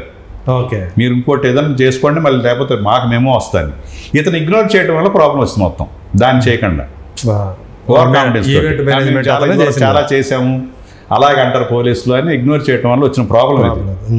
సో మనకి అంత డీప్గా తెలియదు కదా, వాళ్ళు ఈవెంట్ చేసి ఉంటారు అంటే మన చేస్తున్న ఈవెంట్లు చేయడం కొత్త ఏం కాదు, సినిమా ఈవెంట్ కొత్త అంతే అతను. సరే వాళ్ళు ట్రబుల్ షూటింగ్ చేసుకుంటారు కదా అని అనుకుంటాం కదా. తర్వాత ఏం చేశాడంటే అతను ఈ బయో టాయిలెట్స్ బుక్ చేసాం అంటే ఒక్కసారికి 80 మంది వెళ్ళేలాగా, ఎందుకంటే 4 hours జరుగుద్ది ఈవెంట్. బయో టాయిలెట్స్ బుక్ చేసాం. తర్వాత వచ్చిన వాళ్ళకి మన ఫ్యామిలీస్ వాళ్ళకి ఒక ఫుడ్ ప్యాకెట్ చేసాం, ఎందుకంటే అంతసేపు ఉంటారు కదా. ఒక శాండ్విచ్, ఒక వెజ్ రోల్, ఒక టెట్రా ప్యాక్లో డ్రింక్. ఏది మన ఫ్యామిలీస్కి ఎంఐపి వాళ్ళకి. ఎంఐపి ఒక 1000 మంది ఉంటే అంటే సెలబ్రిటీస్, డైరెక్టర్స్, ఇంకా మిగతా గెస్ట్లు, స్పాన్సర్స్ అందరూ ఒక 1000 మంది ఉంటే మిగతా వాళ్ళు 4000 మంది ఉంటారు. 2000 టికెట్ కొనుక్కున్న వాళ్ళు కొంతమంది ఉంటారు. సో 5000 వరకు ఫుడ్ ప్యాకెట్స్ ఆర్డర్ ఇచ్చేసాడు. ఎప్పుడైతే ఓం అన్నది మనకు 5000 సార్ మరి ఓం అయితే రేపు ఇది రాకపోతే ఓం ఓకే అయిందనుకోండి 5000 వేస్ట్ అవుతాయి కదా అన్నాడు. ఏం వేస్ట్ అవ్వ ఇదే కదా, రెండోసారి కూడా తినేస్తారు, క్యాన్సిల్ చేయొద్దు అన్నాం. అది ఉంటుంది అనుకుంటాం కదా మనం, అది మనకు తెలియకుండా క్యాన్సిల్ చేశాడు. క్యాన్సిల్ చేసి ఓం అంటే ఇది రాదేమో ఇంకా ఓమేనేమనుకున్నట్టు క్యాన్సిల్ చేశాడు. బయో టాయిలెట్స్ ఓల్డ్లో పెట్టాడు. బయో టాయిలెట్స్ మేము ఇంకా వాటర్ సప్లై 35,000 బాటిల్స్ చెప్పాను నేను, 45,000 బాటిల్స్ చెప్పా. 4 బాటిల్స్ రాని 300 ml అని ఆరా అని ఆ కంపెనీ స్పాన్సర్ చేసింది. వాళ్ళకి చేసాం. వాళ్ళకి చేస్తే వాళ్ళు అంతా డంప్ చేశారు వాటర్. వెళ్తే టాయిలెట్స్ అడిగితే వస్తానే అన్నారు. జరిగింది ఏంటంటే బయో టాయిలెట్స్ హోల్డ్ చేయడం వల్ల ఐపీఎల్ జరుగుతుంది ఆ రోజు, దానికి బుక్ అయిపోయి వెళ్ళిపోయినాయి. ఇది మనకు చెప్పలా. 5000 ఫుడ్ ప్యాకెట్స్ క్యాన్ చేసిన విషయం మనకు చెప్పలా. అక్కడ లైవ్ పెడదామని ఆఖరికి లైవ్ పెట్టిద్దాం, ఏదో మంచూరియా లాంటిది చేద్దామని, సిలిండర్లు పెట్టకూడదని గ్రౌండ్లో అబ్జెక్ట్ చేశారు. మరి అది అంత ఎవిట్ చేసి కూడా తెలియాలి కదా, సిలిండర్ పెట్టాలా పెట్టకూడదు. అదొకటి. ఈ ల్యాక్ ఆఫ్ కోఆర్డినేషన్ లేక మనకు చెప్పకుండా చేసిన ఈ 5000 ప్యాకెట్లు క్యాన్సిల్ చేయటం, అటు బయోటాయిలెట్స్ లేకపోవటం, చైర్స్ మంచి వివిపిఐ దాంట్లో చేయకపోవటం వల్ల మా మెంబర్స్ ఇబ్బంది పడ్డారు. మా ఫ్యామిలీ మెంబర్స్ ఇబ్బంది పడ్డారు. సీట్స్ అయ్యాక ఒకవేళ వాటర్ తాగితే బయోటాయిలెట్స్లో మళ్ళీ మనం యూరినల్స్కి వస్తే ఎక్కడికి వెళ్ళాలి, ఇలా ఇబ్బంది పడి ఇవన్నీ తెలిసి మేము అన్కండిషనల్గా ఇలా దీనివల్ల ఈ లాస్ట్ మినిట్లో పర్మిషన్ రావటం వల్ల ఇలాంటి జరగటం వల్ల కొన్ని పొరపాట్లు జరిగినాయి. మీ ఇన్కన్వీనియన్స్కి మేము క్షమాపణ చెప్తున్నాను. మా మెంబర్స్కి మేము ప్రత్యేకంగా మా గ్రూప్లో ఉన్నదని పెట్టాం. ఈ ఎలక్షనీరింగ్ ఉంటుంది కదా, ఒక 7-8 మంది మాట్లాడతారు అంతే. ఎలక్షన్ ఓడిపోయిన వాళ్ళు ఉంటారు కదా, వాళ్ళు దాన్ని మీడియాకి తీసుకెళ్ళారు. మీడియాకి ఇచ్చింది అది కాదు కదా. ఈవెంట్ బ్రహ్మాండంగా జరిగింది. బ్రహ్మాండంగా పెర్ఫార్మెన్స్లు అయ్యి అనిల్ రావుపూడిది కానీ, శ్రీరామాయచ్చ కానీ, శివ నిర్మాణ కానీ, ఇవన్నీ స్కిట్స్ కానీ, సాంగ్స్ కానీ బ్రహ్మాండంగా జరిగింది ఈవెంట్. డాన్స్ వేశారు బాగా బ్రహ్మాండంగా. ఈ ఈవెంట్ బ్రహ్మాండంగా జరిగింది. అలాంటి స్టేజ్ వజ్రొస్తున్న తర్వాత అంత పెద్ద స్టేజ్ ఎవడేసాడు, ఎవరు చేశారు అలాగే. 8,000 మంది ఎక్కడొచ్చారు, 8,000 మంది వచ్చారు జనం ఎల్బీ స్టేడియంలో. ఈ కొంతమంది ఏంటంటే ఒక వర్గం ఉంది ఇక్కడ, ఓపెన్గా చెప్పాలి నేను, ఇది ఫెయిల్ అవ్వాలని కోరుకున్నారు చాలామంది. పర్మిషన్ రాకుండా ఉంటాను కూడా కొంతమంది ట్రై చేశారు. కొంతమంది హీరోలకు ఫోన్ చేశారు, ఎందుకు వెళ్తే అక్కడ ఏం ఉండదు, మీరు వెళ్ళకంటే మీ మర్యాదలు జరగవు అని కొంతమంది హీరోలకు ఫోన్ చేసి చెప్పారు. అంటే బాధేస్తామంటే వాళ్ళు మెంబర్స్ అయ్యి ఉండి నెక్స్ట్ లెవెల్కి మన డైరెక్టర్ అసోసియేషన్ని తీసుకెళ్తుంటే కోఆపరేట్ చేయడం మానేసి ఫెయిల్ అవ్వాలని కోరుకున్నారంటే వాళ్ళని ఏమనాలి మనం? ఇది మన మెంబర్స్కి జరిగిన ఇన్కన్వీనియన్స్కి మేము సారీ చెప్పాం, ఇలా జరిగింది మీ గ్రూప్లో చెప్పింది. దీన్ని ఆర్టిస్టులకి ట్రాన్స్ఫర్ చేశారు, ఫార్వర్డ్ చేశారు. కొంతమంది ఆర్టిస్టులు నాకు ఫోన్ చేశారు, సార్ మాకు పంపిస్తున్నారండి సార్ ఇవన్నీ. వాళ్ళందరూ తెలుసు నాకు, వాళ్ళందరి మీద యాక్షన్ తీసుకుంటాం జనరల్ బాడీలో. మీకు తీసుకుంటాం, జనరల్ బాడీ తీసుకుంటాం డెఫినెట్గా. ఒక అసోసియేషన్ యొక్క ఇంటిగ్రిటీని, ప్రైడ్ని, రెస్పెక్ట్ని ఎవరు తీసినా వాడి మీద యాక్షన్ తీసుకుంటాం, డెఫినెట్గా తీసుకుంటాం. ఎందుకంటే ఈ గౌరవాన్ని పెంచడానికి వచ్చాం మేము, దీన్ని నెక్స్ట్ లెవెల్ పెంచడానికి వచ్చాం. వరల్డ్లో ఉన్న కల్చరల్ ఆర్గనైజేషన్ అందరితో అన్నిటితోటి డైరెక్టర్ అసోసియేషన్ ఇంటర్లింక్ చేయాలని, అంటే డైరెక్టర్ అసోసియేషన్ పరపతిని పెంచాలని. ఇంత బ్రాడ్ మైండ్తో డైరెక్టర్ అసోసియేషన్ ప్రెసిడెంట్ అంటే ఒక క్యాబినెట్ మినిస్టర్ లాగా చూడాలి ఫ్యూచర్లో. నేను వెళ్ళిపోయాక అలాంటి వాల్యూస్ సెట్ చేస్తే నెక్స్ట్ వచ్చే ప్రెసిడెంట్ అంత వాల్యూ చేస్తారు. ఒక సిస్టమ్ మీరు ఉన్నారు. ఇప్పుడు దాకా డైరెక్టర్ అసోసియేషన్ ప్రెసిడెంట్ పిలిచారా? ఆట ఉన్నారు, ఎప్పుడైనా పిలిచారా? పిలవాలి అనే స్థాయి పెంచాలని. గౌరవం అడిగితే వచ్చేది కాదు కదా, మనం ఆ గౌరవాన్ని పెంచాలి. పెంచితే ఒక ప్రముఖమైన వ్యక్తి, 14 కోట్ల మంది తెలుగు ప్రజలకు ఒక తెలుగు సినిమా పరిశ్రమ ఉంటే అందులో ఒక డైరెక్టర్స్ అసోసియేషన్ ఉంది, దానికి ఒక ప్రెసిడెంట్ ఉన్నాడు, వాడి స్థాయి ఇది అనేది ఒక సెట్ చేసి నెక్స్ట్ వచ్చే అంటే ఫ్యూచర్లో రాజమౌళి, సుకుమార్ ఇలాంటి వాళ్ళు కూడా ఒకసారి మనం ప్రెసిడెంట్ అవ్వాలంటే స్థాయికి మనం తీసుకెళ్ళాలి. వాళ్ళు ఇగ్నోర్, ఎందుకులే వాళ్ళు ఏదో చేసుకుంటారులే అనేవాళ్ళు కూడా వచ్చేయాలనే రేంజ్కి మా ఆలోచనలు ఉన్నాయి. ఎన్నిటిని నీరు కరుస్తాకి ట్రై చేస్తారు, డిమోరలైజ్ చేస్తారు.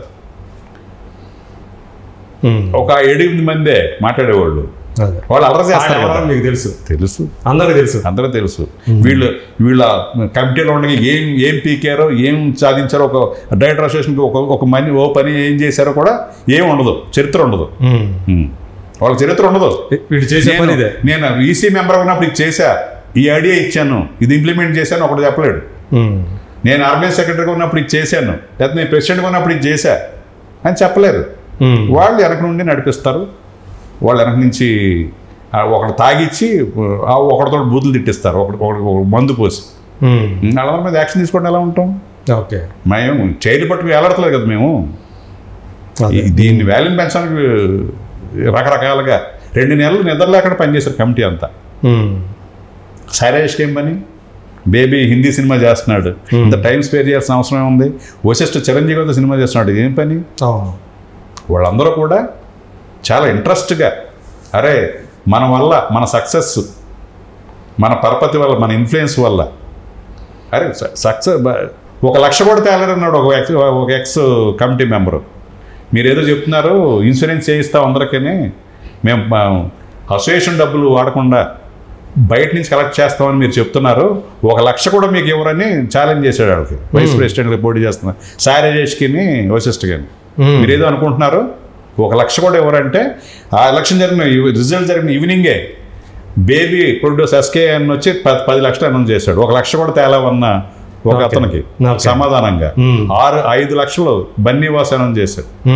14 లక్షలు వశిష్ఠ వల్లే కదా, వశింబర చేస్తున్నది కదా. యూవి క్రియేషన్ 14 లక్షలు, 29 నుంచి 30 లక్షలు మేము గెలిచిన ఈవినింగ్ అనౌన్స్ అయినాయి. అతను ఏమనాలి మనం? వీళ్ళని డీమోరలైజ్ చేయటం. మీరు వచ్చారు, మీరు ఓడిపోతే మరి డైరెక్టర్లు ఎవరు రారు, ఇట్స్ ఓడరు, మీకు తెలియట్లేదు, నువ్వు ఓడిపోతే వశిష్ఠ ఓడిపోయావు అనరు, చిరంజీవి డైరెక్టర్ ఓడిపోయాడు అంటారు. ఇలా డీమోరలైజ్ చేయటం, ఏదో మంచి చేద్దామని వచ్చిన వాళ్ళని. అక్కడ ఎలక్షన్ దగ్గరే వాళ్ళేమో దాన్ని తీసుకోలేదు. అంటే వాళ్ళు సపోర్ట్ చేసిన వాళ్ళు గెలిపించాలని, వీళ్ళు ఏదో వీళ్ళకి మంచి పేరు వచ్చేస్తుంది, వీళ్ళు మంచి మేనిఫెస్టో వచ్చారు, వీళ్ళు గెలిస్తే నా పరపతి పోద్దు కదా అని ఇతను దురద. లీడర్ని నేను ఒక ప్యానల్ని సపోర్ట్ చేస్తున్నాను, వాళ్ళు గెలవాలి, వీళ్ళు గెలవకుండా డిమోరలైజ్ చేయాలి. వాళ్ళు డిమోరలైజ్ అవ్వలేదు కదా, నిలబడ్డారు. నిలబడ్డారు, సాయంత్రానికల్లా 30 లక్షలు వచ్చింది. అదే మరి ఈవెంట్ వల్లే ప్రభాస్ దగ్గరికి వెళ్ళాము, ఆయన 35 లక్షలు అనౌన్స్ చేశాడు. ఎప్పుడు 5 సంవత్సరాల క్రితం చిరంజీవి గారు ఇస్తాను వీళ్ళు వెళ్ళి తీసుకోవాలి అసలు. మరి మేము వెళ్ళగానే ఆయనే గుర్తు చేస్తున్నాడు, మేము అడగలేదు అసలు ఆయన్ని. ఎప్పుడు మీకు ఇస్తానన్నాను కదా 20 లక్షలు, అది మరి తీసుకోండి వచ్చి అని ఆయన అన్నాడు. మరి 5 సంవత్సరాల నుంచి ఎవరు వెళ్ళింది తీసుకోవాలి, వస్తాయి అన్నీ. అదే కొన్ని వచ్చేసినాయి, కొన్ని మేము వెళ్ళి తీసుకురావాలి అంతే. సో ఇంటర్వెల్గా ఉన్నటువంటి లెటర్ ఇట్లా బయటకు వచ్చింది అనమాట. నా మెంబర్స్ ఫ్యామిలీ తోటి చూపించాలి షోని అని ఒక సదుద్దేశంతో స్టార్ట్ చేసిందని, వాళ్ళు ఇబ్బంది పడ్డారనే ఉద్దేశంతో బేషరతుగా మా కమిటీ తరపున చర్చించుకొని మన వాళ్ళకి సారీ చెబుదాము వాళ్ళు జరిగిన ఇబ్బందుల్ని. అంటే మమ్మల్ని తిట్టారు చాలా మంది, మీరు ఎందుకంటే లెటర్ రాశారు, మన ఫ్యామిలీలో ఒక సంగతి జరిగింది, ఇంత గొప్పగా చేశారు మీరు ఇలాగా ఇంత వివరంగా క్షమాపణ కోరటం మాకు నచ్చలేదండి అని ఎక్కువ మంది ఫోన్ చేసి తిట్టారు మమ్మల్ని. లేదులే మనం కొంతమంది ఇబ్బంది పడ్డారు కదా, లేదండి మీ ఎవడో 7-8 మంది మాట్లాడుతున్నారు అంతే, మీరు దీనికోసం అని ఎక్కువ మంది ఎదురు తిట్టారు, మేము క్షమాపణ అడిగామని. దీన్ని వెబ్సైట్లకు ఇవ్వడం, వాళ్ళు అట్టర్ ఫ్లాప్ అని ఆర్డర్ రాయటం, ఆడికి ఇచ్చామా మేము ప్రెస్ నోట్ ఇచ్చాము వాడికి. వెబ్సైట్ వాడు ఎలా రాస్తాడు, మా మెంబర్స్ రాసిన లెటర్ తీసుకెళ్ళి షో అటర్ ఫ్లాప్ అని ఎలా రాస్తాడు, మాకు జరిగిన సౌకర్యాలకి క్షమించండి అసౌకర్యాలకు క్షమించండి అని మా మెంబర్స్ రాస్తే వెబ్సైట్ ఎలా రాస్తాడు, షో అటర్ ఫ్లాప్ అని ఎలా రాస్తాడు అంటున్నాను. మరి అందరి మీద మేము యాక్షన్ తీసుకుని ఎలా ఉంటాం, మేము ఊరికనే బ్యాచ్ కాదు, అందరికీ సమాధానం చెప్తాం, రెస్పాన్సిబిలిటీ ఏంటో చూపిస్తాం వాళ్ళకి డెఫినెట్గా. అది అదే మీకు కొంచెం ఇది మనస్తాపం కలిగించి ఉంటుంది ఇలా డెఫినెట్గా. అంటే 7 మంది 8 మంది మాట్లాడుతున్నారు కాబట్టి ఒకడేమో పాటలు పాడించాలండి, నేను పాటలు పాడతాను, నేను నాకు అవకాశం ఉండని ఒకడికి వస్తాడు, ఎవరందుకు వాడు వీడియో చేసి పంపిస్తాడు, ఇది చూపిస్తే కర్ణ కఠోరంగా ఉంటుంది. ఇది అలాంటి ఈవెంట్ మీద, అలాంటి ఈవెంట్ పబ్లిక్ పిలిచి మనం ఇది పెడితే మన పరువు పోద్ది కదా. లేదులే ఈసారి మనందరం కలిసి గెట్ టుగెదర్ ఉన్నప్పుడు మన టాలెంట్ని వాడదాం అని ఇంత స్మూత్గా చెప్తాం మనం. వీడు అతి స్వేచ్ఛ, అంధకారంలో నాయకుడు అని కవితలు రాస్తాడు వీడు ఒకడు. వీడు ఒక పైసా ప్రయోజనం లేదు ఇప్పుడు దాకాడు, అంత సీనియర్ మెంబర్ అయినా అసోసియేషన్ ఒక పైసా చేసింది లేదు. రాకేష్ అనే అతను మన బ్రెయిన్ హ్యామరేజ్ వచ్చి కేర్లో జరిపితే ఒక్కసారి కూడా చూడలేదాడు. నేను అసలు ఏ పదవిలో లేను, అప్పుడే ఎలక్షన్లు అయినాయి, కాశీ ప్రెసిడెంట్ అయినప్పుడు వాళ్ళు కంగారు పడిపోతుంటే సార్ ఏదో 10,000 5,000 ఇచ్చారు కానీ అలా లేదు సార్, ఇక్కడికి వచ్చి కొంచెం వీళ్ళతో మాట్లాడకపోతే డాటలతోటి చాలా భయం వేస్తుంది సార్, ఇక్కడ లక్షలు అయిపోయేలాగా ఉన్నాయి అని నాకు ఫోన్ చేస్తే నేను వెళ్ళి మధ్యాహ్నం 3 o'clock వెళ్ళి నైట్ 2 o'clock ఉండి డాక్టర్తో మాట్లాడి ఇవన్నీ చేసి ఒక 3 రోజులు మానిటర్ చేస్తే నేను వెళ్ళాక అందరూ వచ్చారు. మరి నేను కమిటీలో మెంబర్ని కాదు, నాకు ఏ పదవి లేదు అప్పుడు, మరి వెళ్ళాను కదా ఒక కన్సర్న్. ఏం చేసావు మరి, అంధకారంలో ఉండే నాయకుడు వెళ్ళాడు కదా అప్పుడు, అతి స్వేచ్ఛగా చేసేవాడు వెళ్ళాడు కదా. మరి నేను ప్రెసిడెంట్ అయినప్పుడు కూడా నాకెందుకు ఫోన్ చేస్తారు అందరూ, నేను కాదే ప్రెసిడెంట్ తెలుసు సార్ కొంచెం మీరు చెప్తారని ఎందుకు చేస్తారు నాకు ఫోన్లు, మీరు పని చేసి పెడతారు కాబట్టి ఒక ప్రయత్నం చేస్తారు. నన్ను అంధకారంలో ఉన్నాను అంటాడు, అటుతో పాటలు పాడించలేదని. ఇలాంటి వాళ్ళందరూ విమర్శిస్తారు గ్రూపుల్లో. మరి మంట రాదా మనకి? నేను విమర్శించాను అనుకోండి, తలకాయలు ఎక్కడ పెట్టుకుంటారు వీళ్ళు? నువ్వేం చేసావు ఇప్పుడు దాకా అసోసియేషన్కి? ఒక పైసా ప్రయోజనం, డబ్బులు కాదు. ఒక మోరల్గా ఈ ఇష్యూ మీద నిలబడ్డాను, లేకపోతే అసోసియేషన్ ఇలా చేస్తే బాగుంటుంది అని ఒక విజనరీగా ఒక థాట్, లేకపోతే వెల్ఫేర్ ఇలా జరిగితే బాగుంటుంది అని ఒక థాట్ ఎప్పుడైనా ఇచ్చావా? నీతో పాటలు పాడించలేదని అతి స్వేచ్ఛతో ఉన్నాడు ప్రెసిడెంట్, లేకపోతే అంధకారంలో ఉన్నాడని విమర్శిస్తాడు. మరి ఇలాంటి వాళ్ళందరూ చూస్తే కొందరేమో సార్ ఇలాంటి వాళ్ళందరూ ఉంటారు సార్, ఇలాంటి వాళ్ళ కోసం మీరు ఇంత కష్టపడేది అంటారు నన్ను. లేదు 7-8 మంది పాపం మిగతా వాళ్ళందరూ సఫర్ అవుతారు. ఎవరికైతే బెనిఫిట్ జరగాలో, ఎవరికైతే ఈ అసోసియేషన్ ఓ నాలెడ్జ్ హబ్ లాగా అప్డేట్ అవ్వడానికి మేము ప్రయత్నం చేస్తున్నామో అవన్నీ మిగతా వాళ్ళకి ఉపయోగపడతాయి. వీళ్ళు 7 మందే కదా, మనస్తాపం కలుగుద్ది. అంతే, మనం చేసుకుంటున్నాం.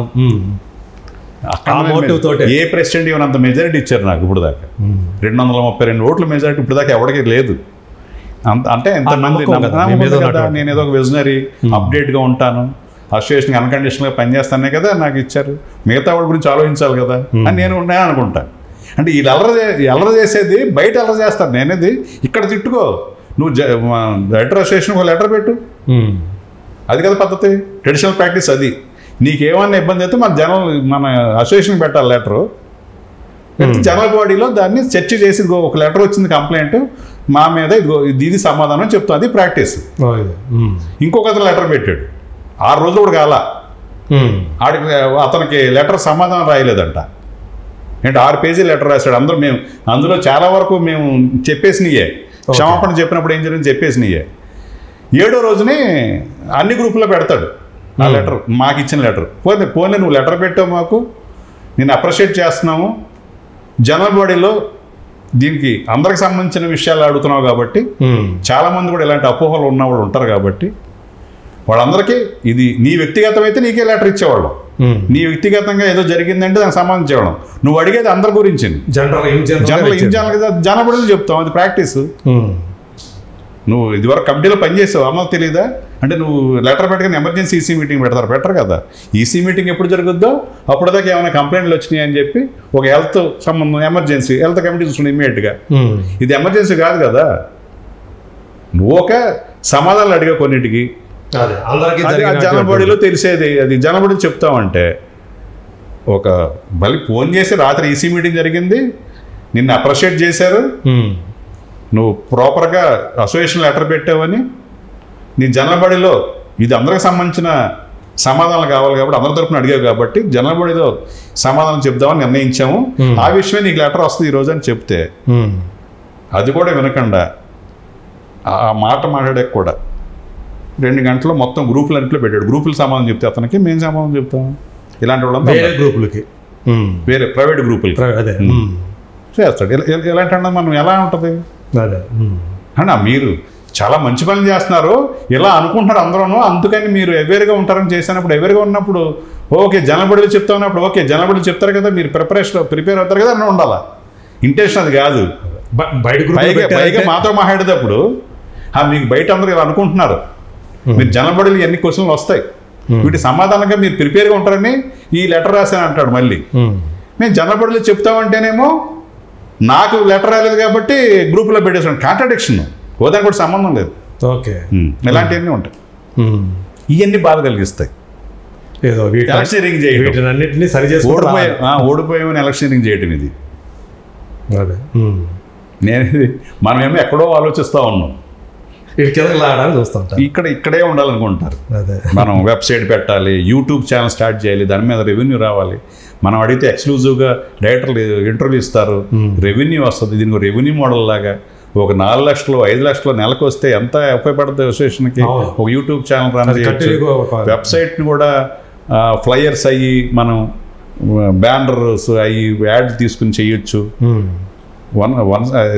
ఓపెన్ చేయొచ్చు, రిపోర్టింగ్లో చేయొచ్చు. దాన్ని ఫస్ట్ ఇన్ఫర్మేషన్ మనకే వస్తుంది తెలుసుకుంటే, ప్రెస్ కంటే ముందు మా కోఆర్డినేటర్ మాకు చెప్తాడు, మా డైరెక్టర్ మాకు చెప్తాడు ఫస్ట్ ఇన్ఫర్మేషన్. అంతేగా, ఫస్ట్ ఇన్ఫర్మేషన్ అవైలబుల్గా మన దాంట్లో ఉంటుంది. సో ముందు మన దానికి యాక్సెస్ మీరు కావాలంటే ఫస్ట్ మన దాంట్లోకి వచ్చిన తర్వాత మిగతా ఇవ్వాలంటే పెట్టుకోవచ్చు. ఆ స్ట్రెంత్ మనకు ఉంది. అవన్నీ చేద్దాం అనుకున్నాం, బిల్డింగ్ అక్కడ సరిపోదు కాబట్టి అది అద్దెకిచ్చి వేరే పెద్ద ప్రేమ్స్ వచ్చి ఎన్ని చేద్దాం. త్రివిక్రమ్ శ్రీనివాస్ గారు మన చీఫ్ అడ్వైజర్గా ఒప్పుకున్నాడు. ఒకటి నేను నాలెడ్జ్ హబ్కు సంబంధించిన నేను ఇన్వెస్ట్ చేస్తానని అన్నాడు. 20 లక్షలు 30 లక్షలు ట్యాప్స్ పెట్టండి, ఇలాంటివన్నీ మేము వెళ్ళి మాట్లాడితే ఇంటరాక్ట్ అయితే వాళ్ళందరూ అంత సపోర్ట్ ఉన్నారు. సుకుమార్ గారు నేను ట్రస్ట్కి అమౌంట్ ఇస్తా అన్నాడు, మీరే చెప్పండి ఎంత అంటే మేము చెప్తే బాగుందని మీ ఫీజు బిల్డ్ అంతా చెప్పన్నాం, ఆయన ఇస్తున్నాడు ఇప్పుడు ట్రస్ట్కి. ఓకే చెప్తాను మరి ఎన్ని మరి మేము వచ్చాక ప్రోయాక్టివ్ మరి వీళ్ళందరూ ఇదివరకు కూడా ఉన్నారు కదా, అందరూ టాప్ డైరెక్టర్గా ఉన్నారు కదా, మరి వెళ్ళి మీరు ప్రయత్నాలు చేయలేదు కదా అంటున్నాను.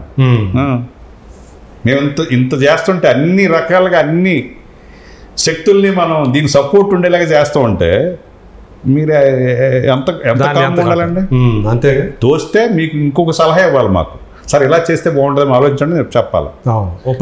డైరెక్టర్స్ మైండ్ సెట్ అలా ఉండాలి, విజనరీగా ఉండాలి. అది మానేసి వీళ్ళకి ఏదో పేరు వచ్చేస్తుంది, వీళ్ళ పేరు రాకూడదు. మరి ఇంతకన్నా సైకోలు ఉంటారు ఎక్కడన్నా. నువ్వు అసోసియేషన్లో ఫ్యామిలీ మెంబర్వి, మంజరైతే నువ్వు కూడా అందులో పార్ట్ ఆఫ్ ది అసోసియేషన్, నీకు గర్వమే కదా. డైరెక్టర్స్ డే అనేది ఇతర భాషలు కూడా మేము ప్రపోజ్ చేద్దామని నెక్స్ట్ ఇయర్. ఇక్కడ నుంచి అంటే నెక్స్ట్ నుంచి May 4th ఇప్పుడు మనం ఎవరి చేస్తున్నాం కదా. ఇది కేవలం ఇప్పుడు టీచర్స్ డే, చిల్డ్రన్స్ డే, ఎవరి డే అది? సర్వేపల్లి రాధాకృష్ణ గారు పుట్టినరోజుని టీచర్స్ డే అనుకున్నాం. చిల్డ్రన్స్ డే ప్రతిసారి నెహ్రూ పుట్టినరోజు సందర్భంగా ఏర్పాటు చిల్డ్రన్స్ డే శుభాకాంక్షలు చెప్తామా, ఓన్లీ చిల్డ్రన్స్ డే అంటామా? చిల్డ్రన్స్ డే మేము అలాగే దానికి యూనిక్నెస్ తీసుకురావాలి. డైరెక్టర్స్ డేకి దాసనారాయణ గారు పుట్టినరోజే, అది చరిత్రే, అది ఎప్పటికీ చరిత్ర, బ్యాక్ హిస్టరీ కదా. అసలు దాసనారాయణరావు గారి పేరు తెలుసుకోలేదు ఇట్లా. ఆయన పుట్టినరోజు చేసింది మేమే ఇండస్ట్రీలో. ఆయన ప్రొడ్యూసర్ కౌన్సిల్ ప్రెసిడెంట్ కూడా చేశాడు. ప్రొడ్యూసర్ కౌన్సిల్ మేము డబ్బులు కట్టాం, మరి మేమేగా చేసాం. అరే ప్రొడ్యూసర్ కౌన్సిల్ వాళ్ళు వచ్చి అరే మా ప్రొడ్యూసర్ కౌన్సిల్ ప్రెసిడెంట్ కూడా చేశాడు ఆయన, మీరు కౌన్సిల్ హాల్కి పేమెంట్ కట్టొద్దని ఏమైనా చెప్పారా? ఆమె కూడా పిలిచాను కదా నేను. ఛాంబర్ ప్రెసిడెంట్ పిలిచాం, ఛాంబర్ సెక్రటరీని పిలిచాం, 24 Crafts ప్రెసిడెంట్ పిలిచాం, అందరం పిలిచాను నేను. నేను చేస్తూ కూడా అందరం కలిపి ఆయన్ని సెలబ్రేట్ చేయాలని చేశాం కదా. అది ఆ రోజు 2 కేకులు కట్ చేసాం. ఇంకా దాసరావు గారి పేరు తలవలేదు, కట్అవుట్ పెట్టి వీళ్ళందరూ ఏం చేస్తున్నారండి? సితార మీద ఆయన ఫోటో లేనప్పుడు వీళ్ళందరూ మాట్లాడారు ఒకడు కూడాను.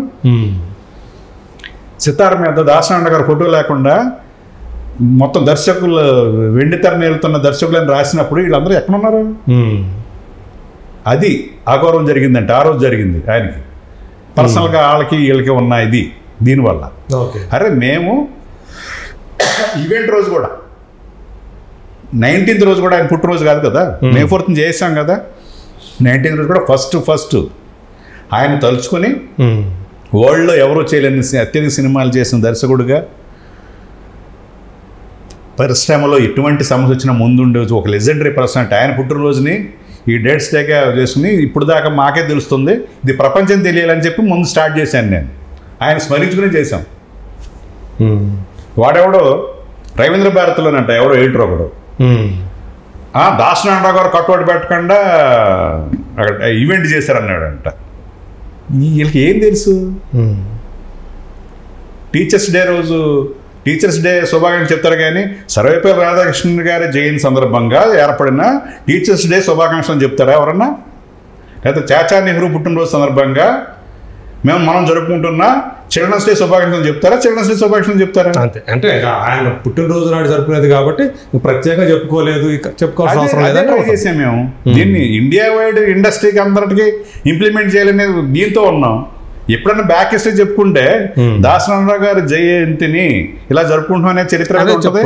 అది ఆయన పుట్టినరోజు జయంతి ఉత్సవం జరుపుకోవడం కన్నా ఎక్కువ గొప్ప ట్రిబ్యూట్ అది. దాని వాల్యూ తెలుసుకోకుండా ఒక దాసనారాయణరావు గారు సీనియర్ కోఆర్డినేటర్ ఫోన్ చేశాడు, ఇన్విటేషన్ మీద ఆయన ఫోటో లేదని. ఇది డైరెక్టర్స్ డే ఈవెంట్కి పిలుస్తున్నామండి, ఆయన ఫోటో ఎందుకు ఉంటుంది అన్న. లోపల ఆహ్వానం రాశాం కదా, ఇది ఎలా వచ్చిందో రాశాం కదా అన్న.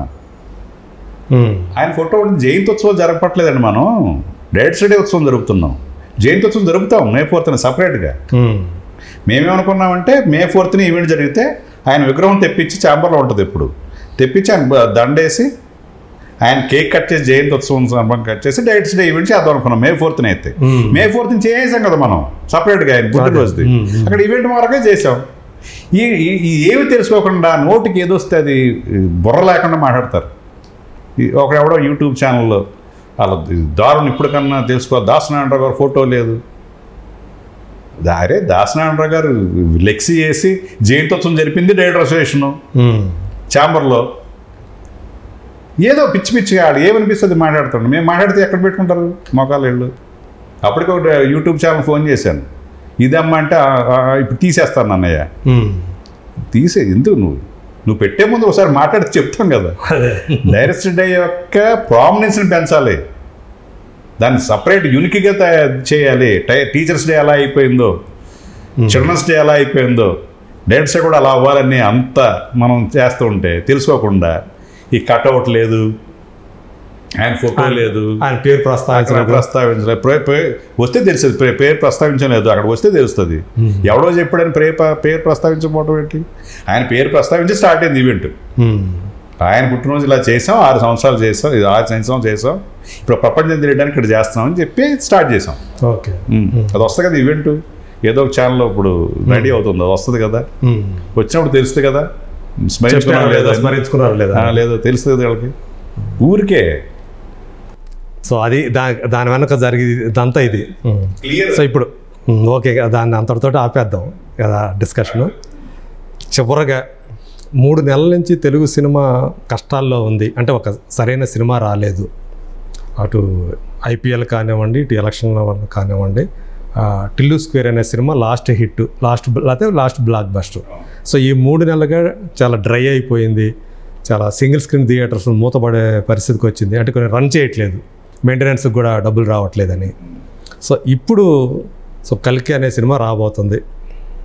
సో దీన్ని ఎలా చూద్దాం మనం అసలు? అంటే ఇప్పుడు మన కొంతమంది దర్శకులు చూస్తేనేమో మన వాళ్ళు పాన్ ఇండియా లెవెల్లో చాలా పేరు తెచ్చుకున్నారు. అసలు ఒక రాజమౌళి దగ్గర నుంచి, ఒక సుకుమార్ దగ్గర నుంచి, ఒక సందీప్ రెడ్డి వంగ. సో ఇప్పుడు చూస్తే నాగ్ అశ్విన్, దాకా నాగ్ అశ్విన్ అంటే ఎవరో తెలియదు ఎవరికి. 2 సినిమాలు మాత్రమే తీసాడు, అది కూడా చిన్న బడ్జెట్, మీడియం బడ్జెట్ సినిమాలు. ఎవడే సుబ్రహ్మణ్యం, మహానటి.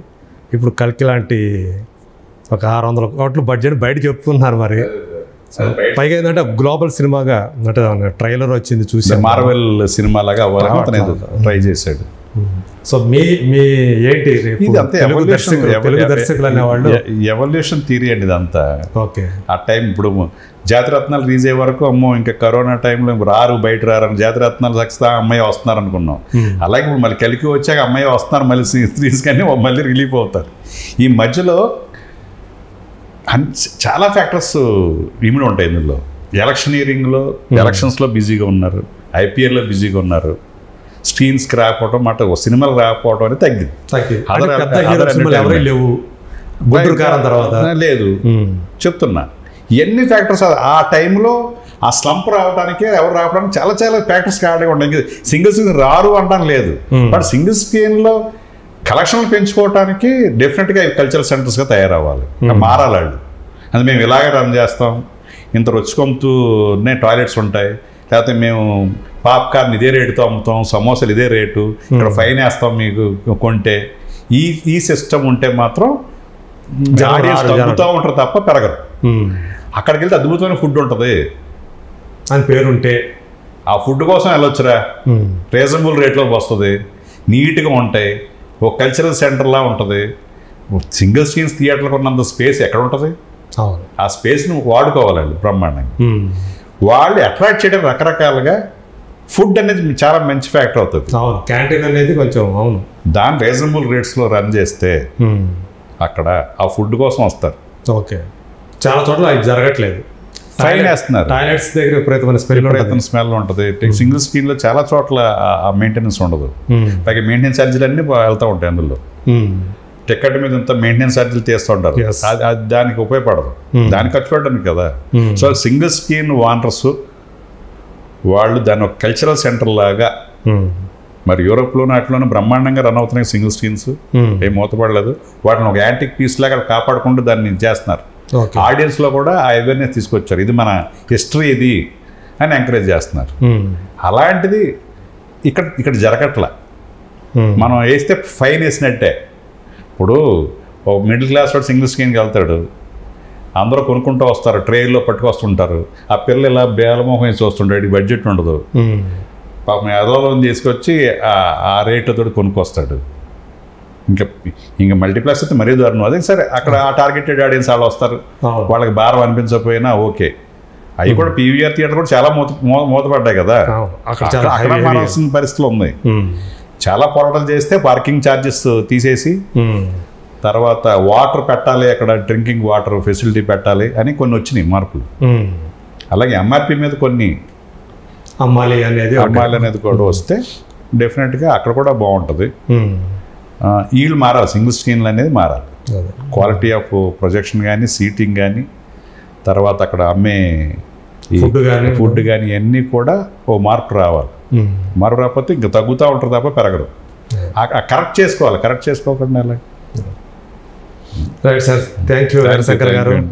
చాలా అన్ని విషయాలు వచ్చేసినాయి. పవన్ కళ్యాణ్ గారి గురించి, సో ఆయన విజన్ గురించి, అట్లాగే రేపు భవిష్యత్తులో ఆయన చేయబోయే చాలామంది ఎదురు చూస్తున్నారు ఏగరగా, అలాంటి వాటి విషయాల గురించి చాలా విపులంగా మాకు తెలియజేశారు. ఏం చేస్తాడు చెప్పలేదు, ఈ చేయగలడు ఈ చేస్తాడు అనే ఇంప్రెషన్. అదే ఆ ఇంప్రెషన్ డెఫినెట్ గా మీకు ఆయన మీద ఉన్నటువంటి ఆ ఇంప్రెషన్ ఏదైతే ఉందో పర్సనల్ గా అయితే చాలా ఆయన హ్యూమన్ టచ్ ఉన్నవాడు. అదే హ్యూమన్ టచ్ లీడర్ అయితే స్వరాజ్యాన్ని నిజంగా తీసుకురాగలడన ఆ ఆశ అయితే మీకైతే ఉంది కదా. డెఫినెట్ గా ఉంది. అదే సో ఎక్స్పర్ట్స్ ఈ రూరల్ డెవలప్మెంట్ మీద, రూరల్ డెవలప్మెంట్ స్ట్రక్చర్ మీద బాగా రీసెర్చ్ చేసి లేకపోతే విజనరీ పీపుల్ తోటి ఆయన ఇంటరాక్ట్ అయితే ఆ సలహాలు కూడా చాలా ఉపయోగపడతాయి ఆయనకి. చాలామంది ఉన్నారు గ్రామాల్లో ఎంతో వాలంటరీగా పనిచేసే మేధావులు, సామాజిక కార్యకర్తలు, వాళ్ళని పిక్ చేయాలి. కరెక్ట్ వాళ్ళని పిక్ చేయాలి. అదే ఓన్లీ ఐఏఎస్ ఆఫీసర్లు కొంతవరకు అడ్మినిస్ట్రేషన్ జరగాలనేది చెప్తారు. ఆలోచనలు మాత్రం సామాజిక కార్యకర్తలు అన్కండిషనల్గా పనిచేసే ఉంటారు. వాళ్ళని పిక్ చేయాలి. ఇప్పుడు కళ్యాణ్ గారు లాంటి వాళ్ళు అలా పిక్ చేస్తే ఈయనకి గౌరవం పెరిగితే వాళ్ళు ఎంత పనిచేశారా, ఇలాంటి వ్యక్తులు ఉన్నారా అని సమాజానికి కూడా తెలుస్తుంది. వాళ్ళు కూడా ఎంత అంతే కదా. సెంట్రల్ గవర్నమెంట్ పద్మశ్రీ ఇచ్చిందంటే ఓహో ఇంత గొప్పవాడని ప్రజలు తెలుసుకుంటున్నారు కదా. అలా నిజంగా ఈ రూరల్ ఏరియా కోసం పనిచేసేవాళ్ళు రకరకాలుగా వాళ్ళందరి ఐడియాలను వాళ్ళందరినీ పిక్ చేసి వాళ్ళతో సమావేశం జరుగుతుంది, వాళ్ళ నుంచి సలహాలు సంప్రదింపులు తీసుకుంటే